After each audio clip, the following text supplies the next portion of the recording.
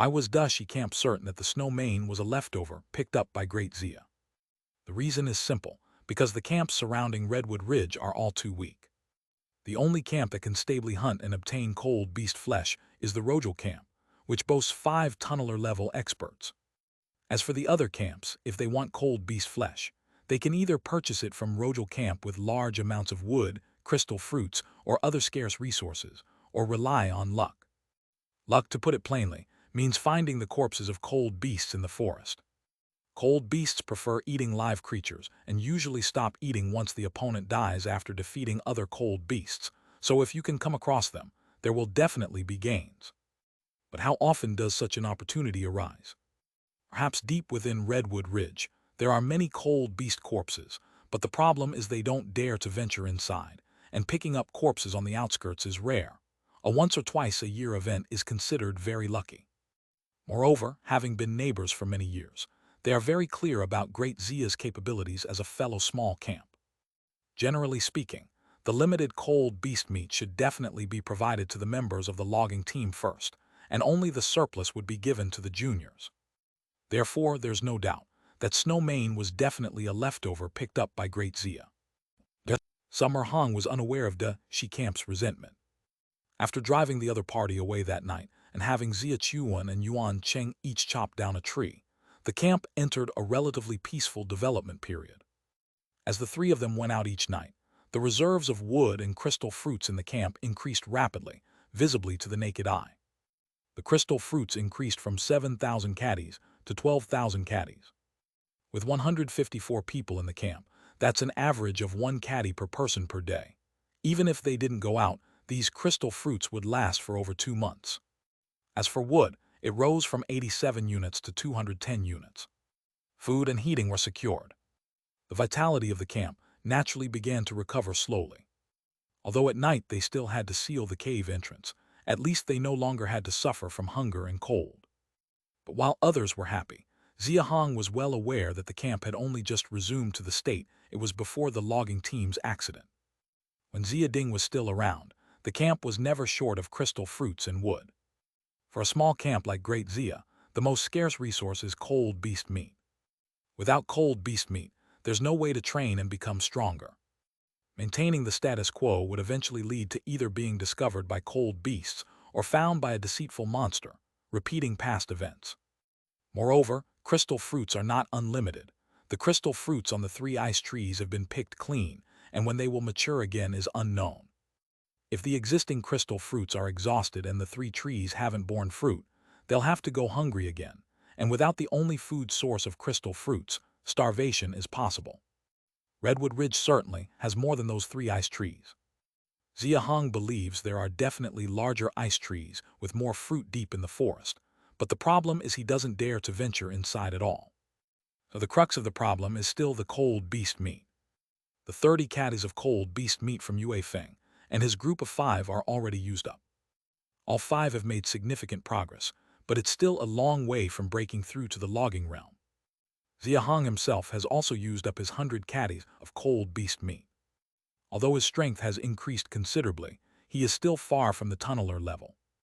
If I can't continue to get stronger, not to mention upgrading the small torch, I won't be able to achieve anything with the other numerous builds within the system. We must find a way to hunt. Even if it involves some risk, it's worth it. So far the camp system only has a small torch. To upgrade it from level 1 to level 2 requires 200 woods and 50 iron. Wood is no longer an issue now. But resources like iron are just a fantasy without strength. Chuan Cheng, tonight when we go out we'll try hunting. On the eve of nightfall, Xia Chuan and Yuan Cheng, who were preparing to go out, heard Xia Hong's words and their eyes widened with excitement. In fact, during their many previous outings, the 2 had already seen cold beasts. Of course, it was a cold beast sleeping on a tree. Previously, the 2 had suggested trying to hunt cold beasts a number of times, but were always refused by Xia Hong because of how strong the cold beasts were. Now Xia Hong was actively suggesting trying to hunt. Don't get too excited so soon.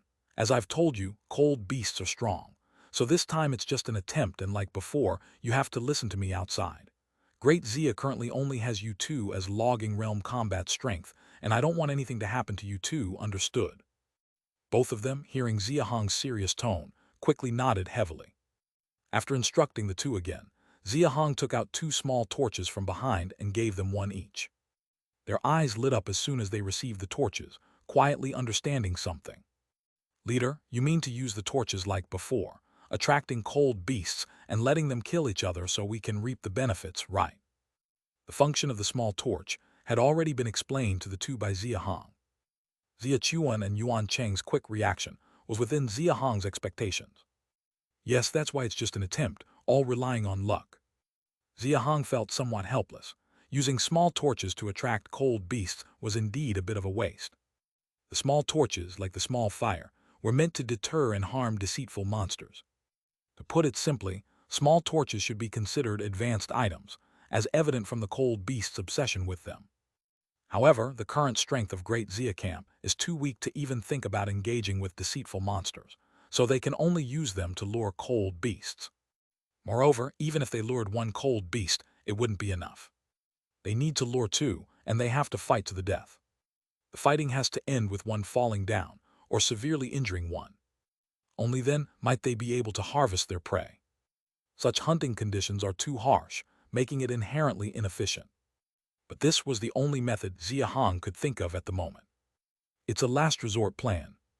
As night fell, Xia Hong swiftly led the two of them towards Redwood Ridge. The area under the influence of Great Xia Camp covers only around 500 to 600 meters. After so many days, Xia Hong and the two were already intimately familiar with it. Overall, there aren't many cold beasts on the outskirts. In total, they have confirmed and personally witnessed only 4 cold beasts. There were 2 snow manes, 1 frost wolf, and 1 goat-like creature Xia Hong didn't recognize and didn't recall Xia Ding ever mentioning. Not sure about that goat's strength, so let's avoid it for now. Based on the last situation, the frost wolf and snow mane are similar in strength, so this time our target remains these 2. They found where the snow mane and frost wolf each resided in the trees, and Xia Hong positioned the torch between them before instructing Yuan Cheng and Xia Chuan to dig snow pits 50 meters away from the torch. Just as before, they lit the torch and quickly dispersed, hiding in their respective snow pits to quietly observe the torch. Xia Hong was somewhat tense, given the different circumstances. Last time, the snow mane was young, and in a blinded and severely wounded state. This time, it's different. Previously, they had observed that the snow mane and frost wolf in those 2 trees were both full-grown and in peak condition, but what the situation would be like when fighting, he didn't know. In stark contrast, Yuan Cheng and Xia Chuan were not nervous at all. Their eyes, exposed above the snow, only showed excitement. This was, after all, their first time seeing cold beasts. Even though the thoughts in their hearts were different, time passed nonetheless. The effect of the torch was indeed not disappointing to Xia Hong. It had only been 2 minutes after ignition. From the west, a series of heavy, muffled beast footsteps sounded. Thump, thumpy, thump. Chapter 1919, The Battle of the Maine Wolves. As the sound of beast hooves arose, Xia Hong and the others hurriedly held their breath. From the west, a colossal creature, 2 meters tall at the shoulder and over 4 meters long, slowly approached the torch step by step. Its back was covered with spines resembling icicles, and 2 long tusks stood upright. Its fierce eyes, though focused intently on the torch, occasionally scanned its surroundings. Its massive size made each step scatter snowflakes into the air. Hiding in the snow pit, Xia Hong's heart thumped in rhythm with its footsteps. An adult snow mane, this must weigh over 1,000 pounds. Compared to the juvenile one from last time, this snow mane was noticeably larger. And from its tentative steps, it was apparent that this adult snow mane was much more intelligent than the last one. The snow mane slowly walked up to the torch. Like the last one, it first nosed up to the torch, feeling the warmth emanating from the flames. Within seconds, it clearly felt the benefits of the torch. Its pupils dilated, and its movements became light and relaxed. This system, what on earth has it given me? It can heal the cold beast, enhance the cold beast. Watching this scene, Xia Hong felt a slight heaviness in his heart. If a small torch is so effective, what about the small campfire in the camp? If the cold beasts discover it, they might go utterly berserk. Before gaining strength, the small campfire must remain hidden. Xia Hong reminded himself and continued watching. The snow mane stood by the torch for more than 10 breaths, its actions growing more excited, even resting its chin on the flame. The hair on its chin didn't burn. Instead, it became shinier. Xia Hong could even feel that the snow mane's aura became stronger than before it approached the torch. Afraid of alarming the captivated snow mane, Xia Hong dared not look east. But as the frost wolf didn't appear, doubt crept into his heart. Could it be the frost wolf is scared and didn't dare to come? He had tested before. The torch only burned for 15 minutes. By now, nearly 1/3 had passed. It seemed today's torch would be wasted. Fortunately, it was the first time, so waste was normal. However, just as this thought emerged, a tremor-like sound suddenly came from the snowfields.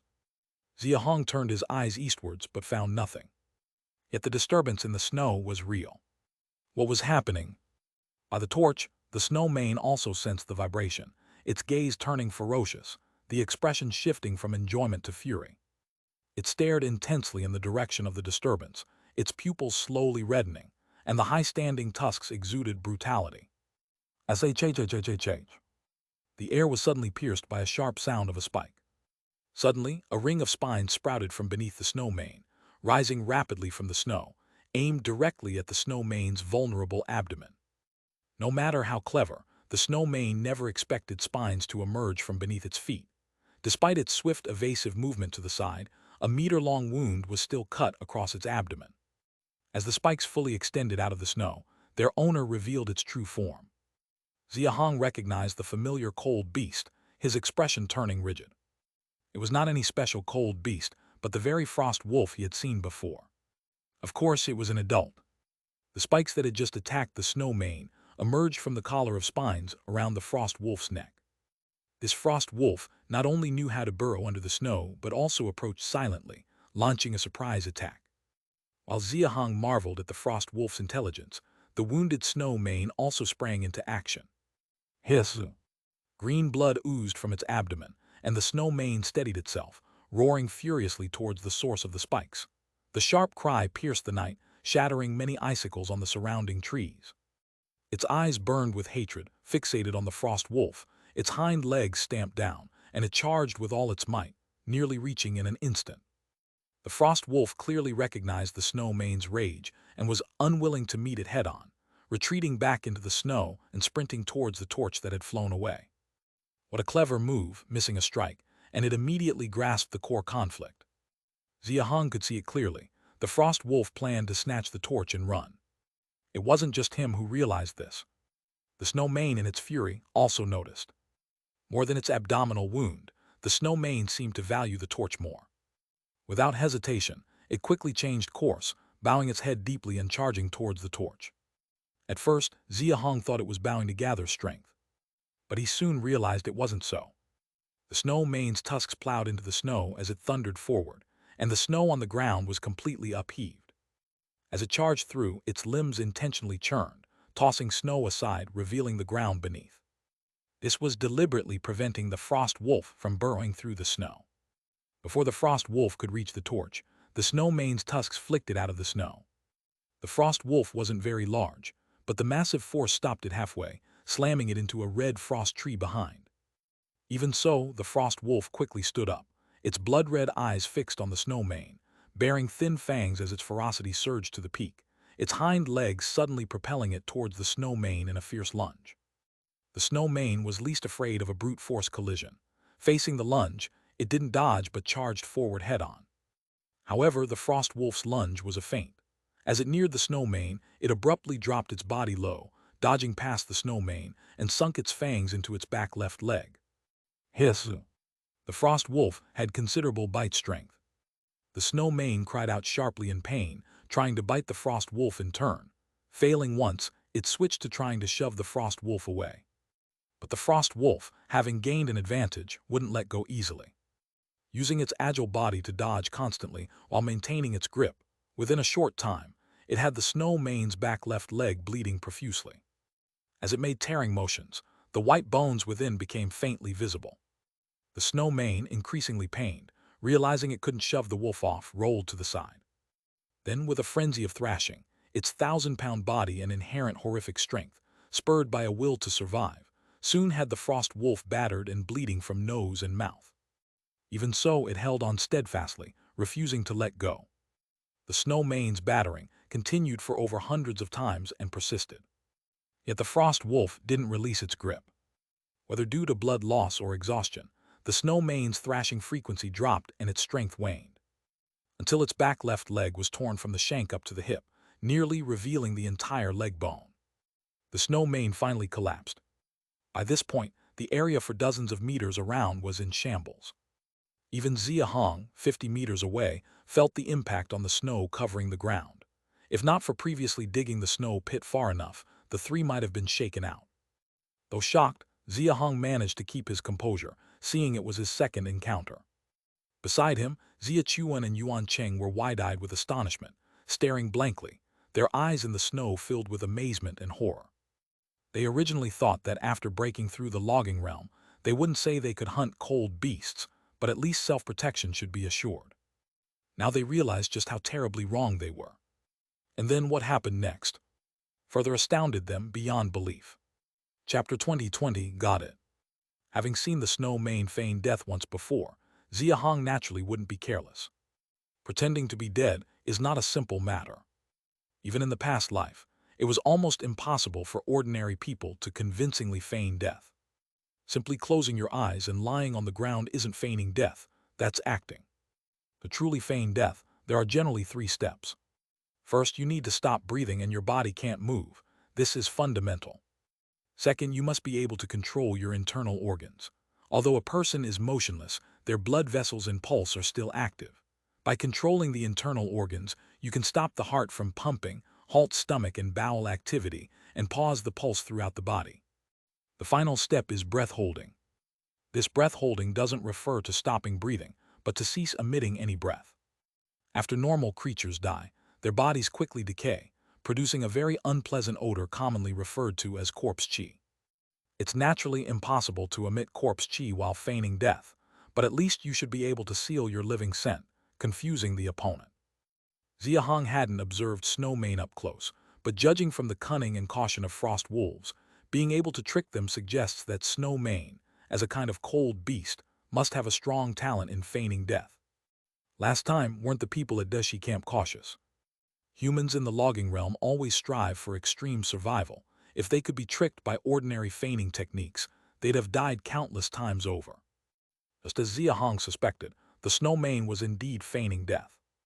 At the moment when the frost wolf loosened its bite, the snow mane's 2 rigid and motionless pupils suddenly turned, exhaling harshly through its nose, its face becoming even more ferocious. Although its left hind leg was reduced to bare bone, the snow mane could still support itself on it, flipping over and charging at the frost wolf with the momentum of a mountain crashing down. The frost wolf realized it had been deceived and instinctively opened its mouth to bite again, but unfortunately, the snow mane didn't give it a chance, turning its back to crush it. The back of the snow mane is covered in spikes. The frost wolf's open mouth, one can imagine the consequence. Several spikes pierced straight into its mouth, unknown how deep they went. As the frost wolf let out a painful howl, dark green blood continuously oozing from its mouth. The frost wolf twisted and struggled on the ground, trying to get free, but the snow mane kept pressing in the direction it twisted, not giving it a chance. Until the frost wolf's head was twisted to its tail.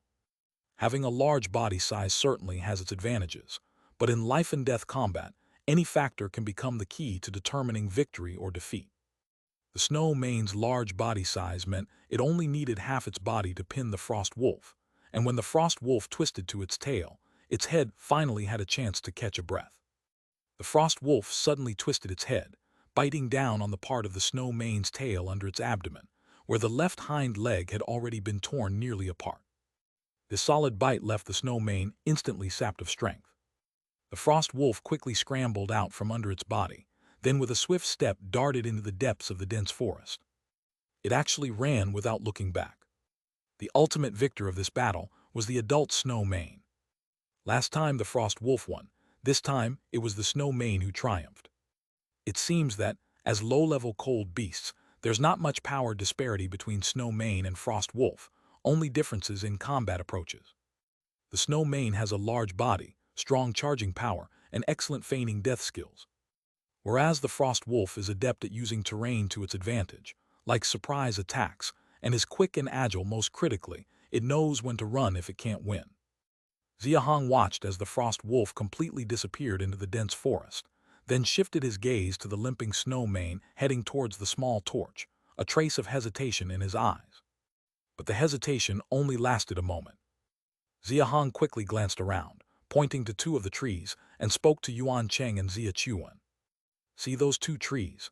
When I start fighting the snow mane, each of you climb one and stay there. Unless I call you, don't move. Having given his instructions, Xia Hong immediately rose from the snow, drew a stone axe from his waist, and swiftly charged towards the snow mane. He had to hurry. The snow mane was almost at the torch. That torch could heal the snow mane and even make it stronger. In the winter snow forest, scents are not easily distinguished. In this absolutely silent forest, sound is the greatest tool for any creature to identify enemies and their surroundings. Though he was 50 meters away, the moment Xia Hong spoke, the snow mane had already sensed him, but its instinct seemed to think the little crawler over there was no threat, so it kept moving towards the torch. Unfortunately, its left hind leg was too badly injured, making it too slow. Slow enough that Xia Hong had already reached its rear. The snow mane, realizing danger, turned its head to glare fiercely at him. Facing a cold beast for the first time, especially an adult snow mane. Even though he knew it had just gone through a life-and-death battle, and its strength was significantly depleted, Xia Hong still felt a bit nervous. Stay calm, stay calm. No matter what, it's still a beast. Xia Hong took several deep breaths to calm himself, then looked directly into the snow mane's eyes, gradually revealing a hint of fierceness on his face. This little crawler dared to look into its eyes, clearly angering the snow mane. With pupils reddened, it pounced swiftly towards Xia Hong. Unfortunately, due to the severe injury to its left hind leg, its speed was too slow. Xia Hong's gaze sharpened slightly. Instead of dodging the charging snow mane, he put the stone axe in his mouth, gripping it tightly, and spread his arms wide open. He expertly grabbed hold of the snow mane's two long tusks. Despite the severe injuries, weakening the snow mane significantly. The abrupt impact still pushed Xia Hong back 5 or 6 meters. Bang! If he hadn't changed direction forcibly, bracing against a big tree behind him, dissipating most of the force, he would have been pushed much further back. 6,400 pounds of force, yet it's still unstoppable. In its prime, an adult snow mane's full force charge must exceed 10,000 pounds. No wonder it takes reaching the earth-digging realm to hunt them. Despite the retreat, Xia Hong's hands still firmly clung to the snow mane's tusks. The snow mane raised its head and opened its bloody mouth towards the facing Xia Hong. Xia Hong saw this, his pupils constricted. He swiftly let go of his right hand, gripping the stone axe that was clamped in his mouth, taking the opportunity to swing to the left as the snow mane swung its head. Thump! A 5 to 6 meter long, sharp tongue, resembling an icicle, shot out of the snow mane's mouth. Xia Hong leaned aside just in time, as the terrifying tongue pierced straight through the big tree behind him. This was not over. Missing its target, the snow mane's tongue suddenly went limp, the portion that pierced the tree softening suddenly, curling towards Xia Hong's neck. The image of the person at Dashi camp, having their head sent flying after being entangled by the snow mane's tongue, was still vivid in Xia Hong's mind. He certainly wasn't going to let the snow mane succeed. In fact, just after catching the stone axe and dodging the long tongue, Xia Hong had already reacted. The moment the snow mane's tongue pierced through the tree, Xia Hong released his left hand as well. Gripping the stone axe with both hands, his legs on the tree kicked forcefully, propelling his body high into the air, hacking down furiously at the snow mane's tongue. Crack! Compared to Dashi camp's arrows and knives, the stone axe wasn't nearly as sharp. But it depends on where you cut. The tongue is one of the most vulnerable parts of almost any creature's body. The snow mane is no exception. The painful roar issued by the snow mane after its tongue was severed clearly showed it. Seize the opportunity to strike when it's down. With the tongue severed, the part behind the tree naturally lost its function too. With no more worries, Xia Hong swung the stone axe at the snow mane's open mouth in a frenzy. The fierce power forced the snow mane to retreat uncontrollably, but due to its leg injuries, it retreated slowly and haphazardly. It was swaying left and right on pure instinct. Meanwhile, Xia Hong shouted loudly at the trees. Come down and hack its right hind leg, quick. 2 figures leaped down from the trees, jumping towards the back of the snow mane. The cold gleam from the stone axe flickered past Xia Hong's eyes, wide open from exertion. Got it. Chapter 21:21, The Great Harvest. This snow mane was actually extremely cautious. When dealing with the frost wolf, even when gravely injured, it did not use its tongue. Clearly, these cold beasts, having roamed the jungles for years, have rich experience in combat. They know how to keep their trump card and decisively refrain from using it unless it's a life-or-death situation. Unfortunately, Xia Hong had already planned strategically. Guiding the snow mane to lean toward the big tree was to let its tongue pass through the tree, hampering its movement, and attack its greatest weakness. Indeed, from the beginning, Xia Hong's target was the tongue. In the previous hunting process at Dushi Camp, he witnessed the entire event. Even a large knife couldn't pierce the snow mane's hide, let alone the stone axe in his hand. While the frost wolf could tear the snow mane's abdomen with its claws and rip its leg muscles with its teeth, Xia Hong was not naive enough to think he could do the same. The tongue was almost the only place he could hurt it, and potentially a mortal point. Moreover, during this period, his strength increased to 6,400 jin. So Xia Hong took a gamble on this opportunity. The facts proved that his gamble was right. Cold beasts, while strong, are not invincible. Xia Hong tightly entangled it from the front, while Xia Chuan and Yuan Cheng slashed madly with stone axes at its injured left hind leg from behind. Despite the snow mane's strong will to survive, it ultimately fell with regret.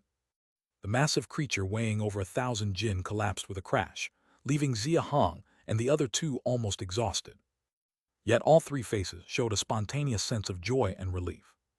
This must be over 1,000 jin, right? At least 1,400, maybe even more. Yue Feng and the 5 of them should be able to break through. Quick, lift it, let's head back to the camp first. Xia Hong wasn't overwhelmed with joy. After standing up, he immediately extinguished the still-burning torch, then instructed the two to carry the snow mane's corpse and quickly return to the camp. Such a large prey could attract other cold beasts or humans, which would be fatal for the nearly exhausted trio. Fortunately, the journey was thrilling yet safe, and the three finally made it back to the camp. After exchanging the secret code, the entrance opened. When the snow mane was finally placed down inside, illuminated by the bonfire in the cavern, Xia Hong's emotions settled, and he relaxed with a smile. Another one has been brought back. The leader is so strong, isn't he? We've never seen such a large cold beast when the former leader was here. This must be over 1,000 jin. Yet, whether it was Yue Feng's group of 5, those a dozen of the same age, or everyone else in the camp, they all gathered around Xia Hong and the others. Looking at the massive body of the snow mane on the ground, its sharp tusks and claws, after a burst of hushed discussions, everyone simultaneously looked at Xia Hong and the other two with eyes filled with admiration and even frenzy. This type of look was not unfamiliar to Xia Hong, as he often brought back resources to the camp. Such gazes became increasingly frequent. Admiration and frenzy didn't concern Xia Hong too much. Any creature, upon seeing another stronger than itself, would naturally develop such emotions. What mattered more to Xia Hong was the deeper nuance he saw in their eyes. Hope. Hope is what drives people and gives them courage. When Xia Hong first arrived, he noticed it. People in the camp generally lacked hope. Even when Xia Ding was there, the camp had ample crystal fruit and no issues with heating, yet no hope could be seen on their faces. It is understandable, really. The crystal fruit offered satiety and heat provided warmth, but these only sustain life, preventing starvation and freezing. Yet humans live for more than just survival. These people have been hiding in the shadows since birth, with the outside world, cold beasts, deceitful monsters, and even sunlight posing deadly threats to them. What they lacked the most were a sense of security and dignity. Both of these could only be supported by great strength. Cold beast flesh is their only hope to grow stronger. Previously, under Xia Ding's leadership, the frequency at which Great Xia Camp obtained cold beast flesh was too low, meaning too few people received it. But now, with Xia Hong as the leader for only a little over 2 months, bringing back 2 snow manes surely stirred great excitement among them. Even if it isn't their turn now, the reformation of the logging team and its growing numbers would eventually bring more prey, and one day it might be their turn. This is why everyone's eyes showed admiration and frenzy towards Xia Hong. Because Xia Hong gave them the most precious thing, hope. After skinning and deboning, A total of 1,270 jin remains. The camp's excitement reached a new peak as the weight of the cold beast flesh was announced. All eyes were fixed on Xia Hong, awaiting his decision. Most people actually knew they would not receive a share, but they just wanted to see how Xia Hong would distribute it. How to handle this snow mane was something Xia Hong had thought over long ago. Seeing everyone looking at him, he spoke directly. From now on, all cold beast meat in the camp will be divided according to a 3-5-2 ratio. Those who go out hunting will receive 30%. The logging realm reservists, meaning Yue Feng and the 5 others, will receive 50%. The remaining 20% will be divided among those aged between 15 and 22, whose basic strength exceeds 1,000 jin. Additionally, regardless of age or gender, anyone whose strength exceeds 2,000 jin can join the logging team reservists. Moreover, going forward, any leftover, for instance, this time it's 1,270 jin, we take out 70 jin and let everyone in the camp share it as a treat. When they heard about the 3-5-2 ratio, the camp members were already showing signs of shock. Hunters only taking 30%. And upon hearing the last part, regardless of age or gender, anyone whose strength exceeds 2,000 jin can join the logging team reservists and share the 50%. They all fell silent. Finally, even the 70 jin leftovers were shared among everyone in the camp. Suddenly, those who thought they wouldn't receive a share all raised their heads, staring intently at Xia Hong. Then, can we also join the logging team in the future? Women too. Did I hear wrong? Do we get a share too? A few voices rang out among the crowd, and everyone looked at Xia Hong in disbelief. Seeing him nod to confirm they were not mistaken, smiles appeared on their faces, and some even wept with joy. Mighty leader! Someone for the first time shouted those 4 words. Subsequently, the crowd followed him, erupting in enthusiastic cheers. Mighty leader, mighty leader, mighty leader. Everyone was engulfed in frenzy. Some even directly knelt and bowed to Xia Hong. Whether it was the cheering crowd or those kneeling to worship him, Xia Hong did not stop them. He understood these people and their actions. Under Xia Ding, only the logging team and their direct descendants could receive cold beast meat in the Great Xia camp. The others didn't stand a chance. This was not due to Xia Ding's short-sightedness. He knew that the more warriors in the logging realm, the stronger the camp, securing more resources, thus maximizing benefits by allowing more people to cultivate breakthroughs. Xia Ding understood this principle, but the problem was, he couldn't do it. Lacking hunting abilities meant that obtaining cold beast meat was a gamble, possibly luck, or essentially scavenging. In times of resource scarcity, only the logging team could be prioritized. But now it's different. Xia Hong's face was full of excitement. The biggest gain from tonight's hunt was not this 1,000-some jin snow mane. The greatest gain was the validation that hunting with small torches was feasible. Though it involved a lot of luck, it was verifiably feasible. Now, until he's strong enough to face low-level cold beasts directly, having a proven successful hunting method is vitally important. This means around Redwood Ridge, it's not just Rojal Camp that can hunt now. Great Xia can do it as well. Chapter 22 found the rightful owner. Xia Hong's approach was completely different from previous logging teams. Although it was based on abundant resources, the clueless people in the camp didn't care. They simply thought Xia Hong was capable and selfless. Since the cold beast meat was distributed that night, everyone in the camp who saw Xia Hong appeared fervent, then respectfully addressed him as leader. Respect, admiration, and it is no exaggeration to say, almost to the level of a follower. Xia Hong would not foolishly stop people from doing so. Special environments require special measures. For years surviving in the shadows, unable to see the sun, with not enough food to eat and clothes to wear, the extreme despair didn't even adequately describe the situation of humans in the camp. In this kind of world, giving them something to lean on isn't a bad thing. After all, when there's something to rely on, hope naturally follows. Of course, all of this must be built on the basis of sufficient cold beast meat. After deducting 70 pounds, divided according to a 3-5-2 ratio, Xia Hong received 120 pounds of cold beast meat. At his current level of cultivation, these would only last for half a month. Yue Feng and the other 4 also got 120 pounds each. Xia Hong calculated that, at their rate, the meat they received this time was not enough for them to make breakthroughs. Therefore, there is still a shortage of cold beast meat, and the hunting cannot stop. Luckily, as long as nothing unexpected happens, at least there won't be a shortage of small torches. Wood collection cannot stop. As long as small torches continue to flow, hunting is merely a matter of probability. When encountering strong ones, don't rush. As long as every time a cold beast is attracted, success is inevitable. The cold beast meat was distributed, and people began roasting meat around the campfire. Before long, the whole cave was filled with the aroma of meat, and those in the camp who had not eaten in a long time or had never tasted cold beast meat displayed expressions of ecstasy on their faces. Seeing the looks of satisfaction on their faces, something seemed to be lightly triggered in Xia Hong's heart. A meal of meat in a previous life was a simple thing, but here it became a luxury for these people. In his previous life, afflicted with ALS, he had an extreme dislike of the world, blamed it for being unfair, and even chose to end his own life. He thought it was unfair, but what about the people from the Great Xia camp? What about the other human survivors in this terrifying winter world? Do these people feel it's fair?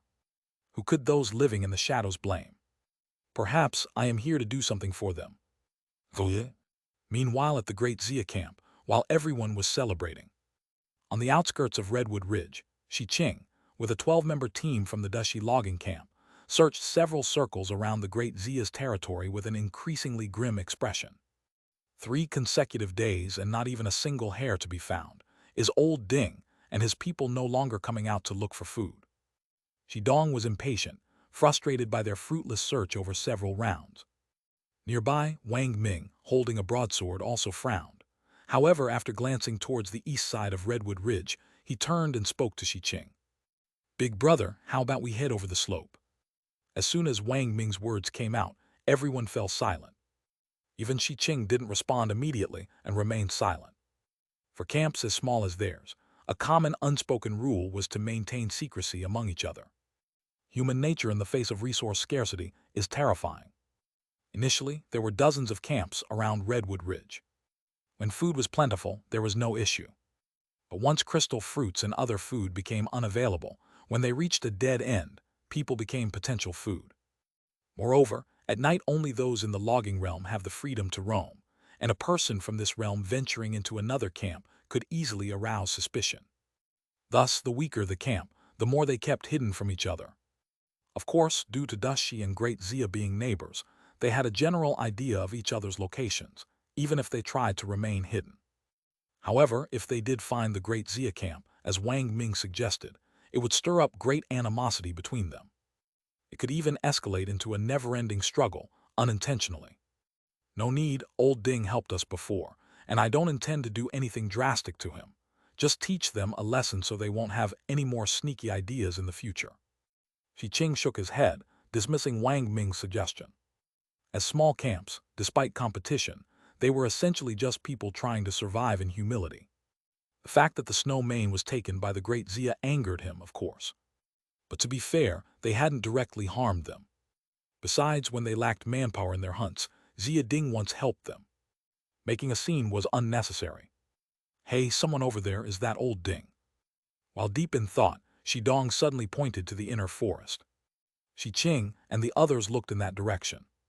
Indeed, deep within the forest, over 10 figures were slowly approaching them. Xi, an archer with excellent vision, quickly identified 13 individuals. The logging team from the Great Xia camp, including Xia Ding, was precisely 13 people. Upon taking a closer look at the lead figure, Xi immediately confirmed it. "It's old Ding, we've finally found them, come with me." They finally found the main party. Xidong, Wang Ming, and 10 others immediately followed behind Xi. Sure enough, it was Xia Ding. Seeing the leader was indeed Xia Ding, the memories of losing 3 brothers in recent days and having the snow mane taken advantage of surged to the forefront of everyone in Dashi camp, and their anger flared up intensely. "Old Ding, after being neighbors for so many years, how could you dare to betray me?" Unlike Xi, who still showed some restraint, Xidong and Wang Ming were very direct and even aggressive. "Xia Ding, how many pounds of that snow mane's meat is left? Hand it over to us or you'll face my arrows. We've lost 3 brothers, and you didn't even give a heads up before taking the snow mane. If you don't give us an explanation today, don't think about leaving." However, after these 3 finished speaking, neither Xia Ding nor the 12 people behind him responded. They just stared at them blankly. After a long time, a smile gradually crept on Xia Ding's face. However, to the people at Dashi Camp, this smile seemed extremely eerie. Even though it seemed normal, it looked as though it was forcibly molded onto features that didn't quite fit. Shi Qing frowned, but before he could speak, his brother Shi Dong couldn't hold back and took 2 steps forward, angrily shouting, "What the hell are you laughing at? Are you deaf?" But even after being scolded, Xia Ding and his people still didn't react. Noticing Xia Ding's stiff expression, and the 12 logging team members standing in the shadows behind him, Shi Qing instinctively sensed something was wrong. Whoosh! A sharp needle-like sound suddenly pierced through the air. Shi Qing's face changed dramatically, and he quickly retreated while drawing and readying his arrow, shouting to the others, "Something's wrong, retreat now." However, it was already too late. The 3 slowest to retreat suddenly froze, standing still, motionless. Looking closer, their pupils were dilated, and they each had a tiny red dot at the center of their eyebrows. Blood started to trickle from these red dots. 3 bodies helplessly fell to the ground. Shi Qing and the others were filled with shock on their faces. Chapter 23 found the wrong one. Xia Ding, how can his strength be this strong? Shi Qing was deeply shocked inside, but his reaction was quick. Seeing Xia Ding and his 13 men already dispersing and pursuing them, he immediately ordered a counterattack. Shi Dong, go to the left to find cover. Wang Ming, lead the team to block them quick. Xia Ding and his group's pursuit was not slow. Moreover, 3 of their people had just died, leaving only 10. Simply fleeing would only give the enemy the chance to defeat them one by one. The people at the camp cooperated well, and upon receiving the command, they immediately stopped fleeing. Wang Ming, wielding a broadsword, turned with 7 others. Shi Qing and Shi Dong quickly climbed a tall tree, one on the left, the other on the right. The swordsmen led a feigned attack, while Shi Qing and Shi Dong hid in the shadows to shoot arrows in a main assault. This was the usual formation used at Dashi Camp to deal with enemies. On the other side, Wang Ming, who had already turned back along with 7 others, blocked Xia Ding and his 13 men. He glanced inadvertently at the 3 corpses on the ground. His grip on the knife tightened slightly, as if it could give him a bit of security. Even now, they still didn't understand how those 3 people on the ground died. Xia Ding clearly didn't move, and neither did the 12 men behind him. Where did that sound, like a silver needle tearing through the air, come from? As soon as that sound occurred, the 3 people seemed to be cursed and died suddenly. And Xia Ding, when did he become so formidable? The unknown can breed fear in one's heart. Attack. Of course, it can also arouse a strong will to survive. Seemingly aware of their own dire situation, Wang Ming roared, transforming his fear into anger and madness, and charged towards Xia Ding with his sword. In the camp, he was second only to Shi Qing and Shi Dong in strength. Wang Ming, risking his life, was incredibly fierce and powerful. Ripping. The blade tore through the night sky, producing a sharp slicing sound, the vigorous force lifting the accumulated snow off the ground several meters high, reaching Xia Ding almost instantly. Wang Ming's eyes were wide with fury, and he slashed with almost all his might. Even if this doesn't kill you, it'll peel your skin off. That was Wang Ming's first thought when he sensed the blade contacting something. Unfortunately, the outcome was entirely opposite to his thoughts. Xia Ding simply sidestepped and evaded the strike. Not only did he evade, but he moved beside Wang Ming, pressing his hand on the sword, directly pinning it into the snowy ground, and even several inches into the earth. How can he be so fast? Xia Ding, did he break through to the earth-digging realm? A fierce punch wind blew past his ear, interrupting Wang Ming's shocked suspicion. He knew Xia Ding had taken action. Having just used too much force, the momentum too full, even if he released his grip on the sword now, he couldn't evade Xia Ding's punch, so he didn't let go. In a death sentence like this, Wang Ming should feel fear. Yet he didn't, and instead showed a smile of success on his face. Whoosh! The sound of arrows piercing the air echoed, and from the tree where Shi Qing and Shi Dong were hiding came 2 waves, a total of 4 arrows, speeding towards here. The targets were clearly Xia Ding. The arrows took extremely tricky angles, the first 2 aiming at Xia Ding's left hand pressing the sword and his right punch aimed at Wang Ming. The last 2 arrows flew straight towards his face. Having paired with the Shi Qing brothers for many years, The tacit understanding among the three had reached the point where they didn't even need eye contact. Wang Ming's frontal charge with the sword wasn't meant to harm Xiading, but merely to create an opportunity for Xiqing and Xidong. Never could they have imagined Xiading's speed being so fast, not only easily dodging Wang Ming's slash, but quickly countering against his sword. Though the counter was successful, it also restricted Xiading's own movements. The 4 arrows almost sealed Xiading's retreat. Even if he withdrew now, he could at most dodge the 2 aimed at his hands. The 2 aimed at his face were unavoidable. However, the following scene stunned everyone. Xiading didn't dodge. His punch wind became even more fierce. Clang, clang, clang, clang. All 4 iron-tipped arrows hit their targets, and astonishingly, one of the arrows in the second wave even hit Xiading's right eye, penetrating at least 10 centimeters. Boom! Yet even so, Xiading's fierce right punch still landed. Wang Ming didn't even have time to turn his head before his body was blasted onto the snow behind him like a cannonball, creating a loud crash. Though he had the logging realm strength, with a solid body, his skull wasn't shattered by the punch, but it did sink nearly a half. 1 blow, life taken. Wang Ming died just like that. And Xiading, with 4 arrows embedded in him, seemed unfazed, stood up, then turned his head. His unpierced left eye stared through the night at the 2 large trees behind, with that eerie smile fixed on his face. Whether it was the 7 entangled with the enemy or Xiqing and Xidong hiding in the trees, at this moment, their hearts were filled with fright and horror. Run, he's not the real Ding, he's the deceitful monster from Redwood Ridge. At this point, if Xiqing still couldn't see it, he might as well not be the leader. He shouted in alarm, drawing his bow and firing all 8 arrows from his wooden tube on his back in one breath. The targets were not Xiading, but the 7 logging team members being held. On the other side, Xidong did the same. The 7 logging team members were already in turmoil due to Xiqing's words about the deceitful monster, but being obstructed, they couldn't retreat at once.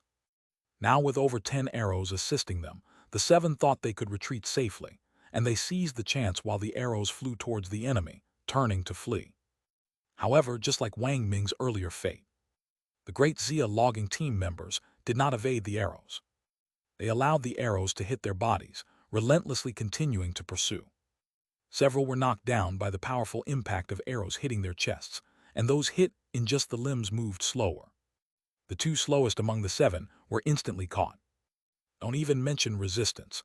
They didn't even turn around before being brutally hacked into pulp with stone axes by the people behind them. The 5 who had escaped turned their heads and saw this scene, not daring to slow down at all, swiftly escaping to the back, following frantically fleeing behind Xiqing and Xidong. However, that Xiading clearly had no intention of letting them go.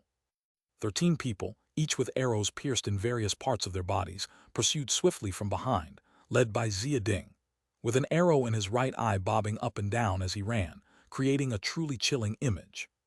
Don't head towards the camp. If we lead them there, we'll all die.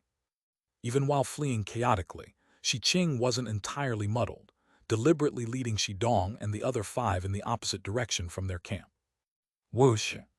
A sharp sound pierced his ears, causing Xiqing's face to tighten. This was the 2nd time. How could he not discern? As soon as that sound echoed previously, 3 people inexplicably died. What exactly was it? Xiqing, anxious to the extreme, hastily turned his head to look around, forcing himself to calm down and locate the source of the sound. Suddenly, a dense, long streak of dim light reflected into his pupils, and Xiqing, who was fleeing madly, swiftly lowered his head, while shouting to alert those behind. Duck down quickly, something's up ahead. The closest to him, Xidong, was the first to duck. 3 of the 5 behind also ducked. Only the last 2, whether because they didn't hear clearly or reacted too slowly, didn't duck and charged straight ahead, clearly seeing nothing obstructing them. Yet those last 2 froze abruptly like the 3 before them, followed by 3 mysterious red dots appearing on their foreheads. Blood oozed from the red dots, and the 2 fell simultaneously. Xiqing's heart was nearly bleeding with grief as he fled madly. A few days ago, while hunting Snow Mane, 3 were lost, including his biological brother, and now 8 more had died. The Dashi logging team had 16 members. Now there were only 5 left. Crucially, even their lives weren't certain to be kept, because that deceitful monster was still chasing them relentlessly. Their stamina was waning, speed dwindling, but looking back at the monsters behind them, their speed showed no sign of slowing. The Dashi camp probably wouldn't last. Just as a sense of utter despair rose within Shi Qing's heart, a sharp and youthful voice suddenly rang out from the right side. "Finally found you. Let's see where you can run now." Chapter 24, 24 Wood Puppet Monster. This sound, to Shi Qing and others who were frantically fleeing, was like the celestial music. As the sound reached their ears, a breathtaking sword light also came into view. Though the sword light was dozens of meters away, it arrived in an instant, fully demonstrating its speed. The sword light sliced through the air, emitting a sharp shriek, signifying its sharpness. Both hearing and seeing it all happened in a split second. The sword light arrived abruptly like a streak of silver silk, also in just an instant. The sword was truly too fast, so fast that before Shi Qing and the others could fully see, 2 of the 13 men who were chasing them had been decapitated by the sword light. Although it was night, this was the outer part of Redwood Ridge, where the trees were not as dense as in the inner layers, coupled with the white glow emitted by the snow on the ground, so Shi Qing and others' vision was not significantly affected. The sword light stopped, and naturally the person behind the sword light was also seen by Shi Qing and his group. At a glance, including the leader Shi Qing, the first reaction of everyone was a bit of inferiority.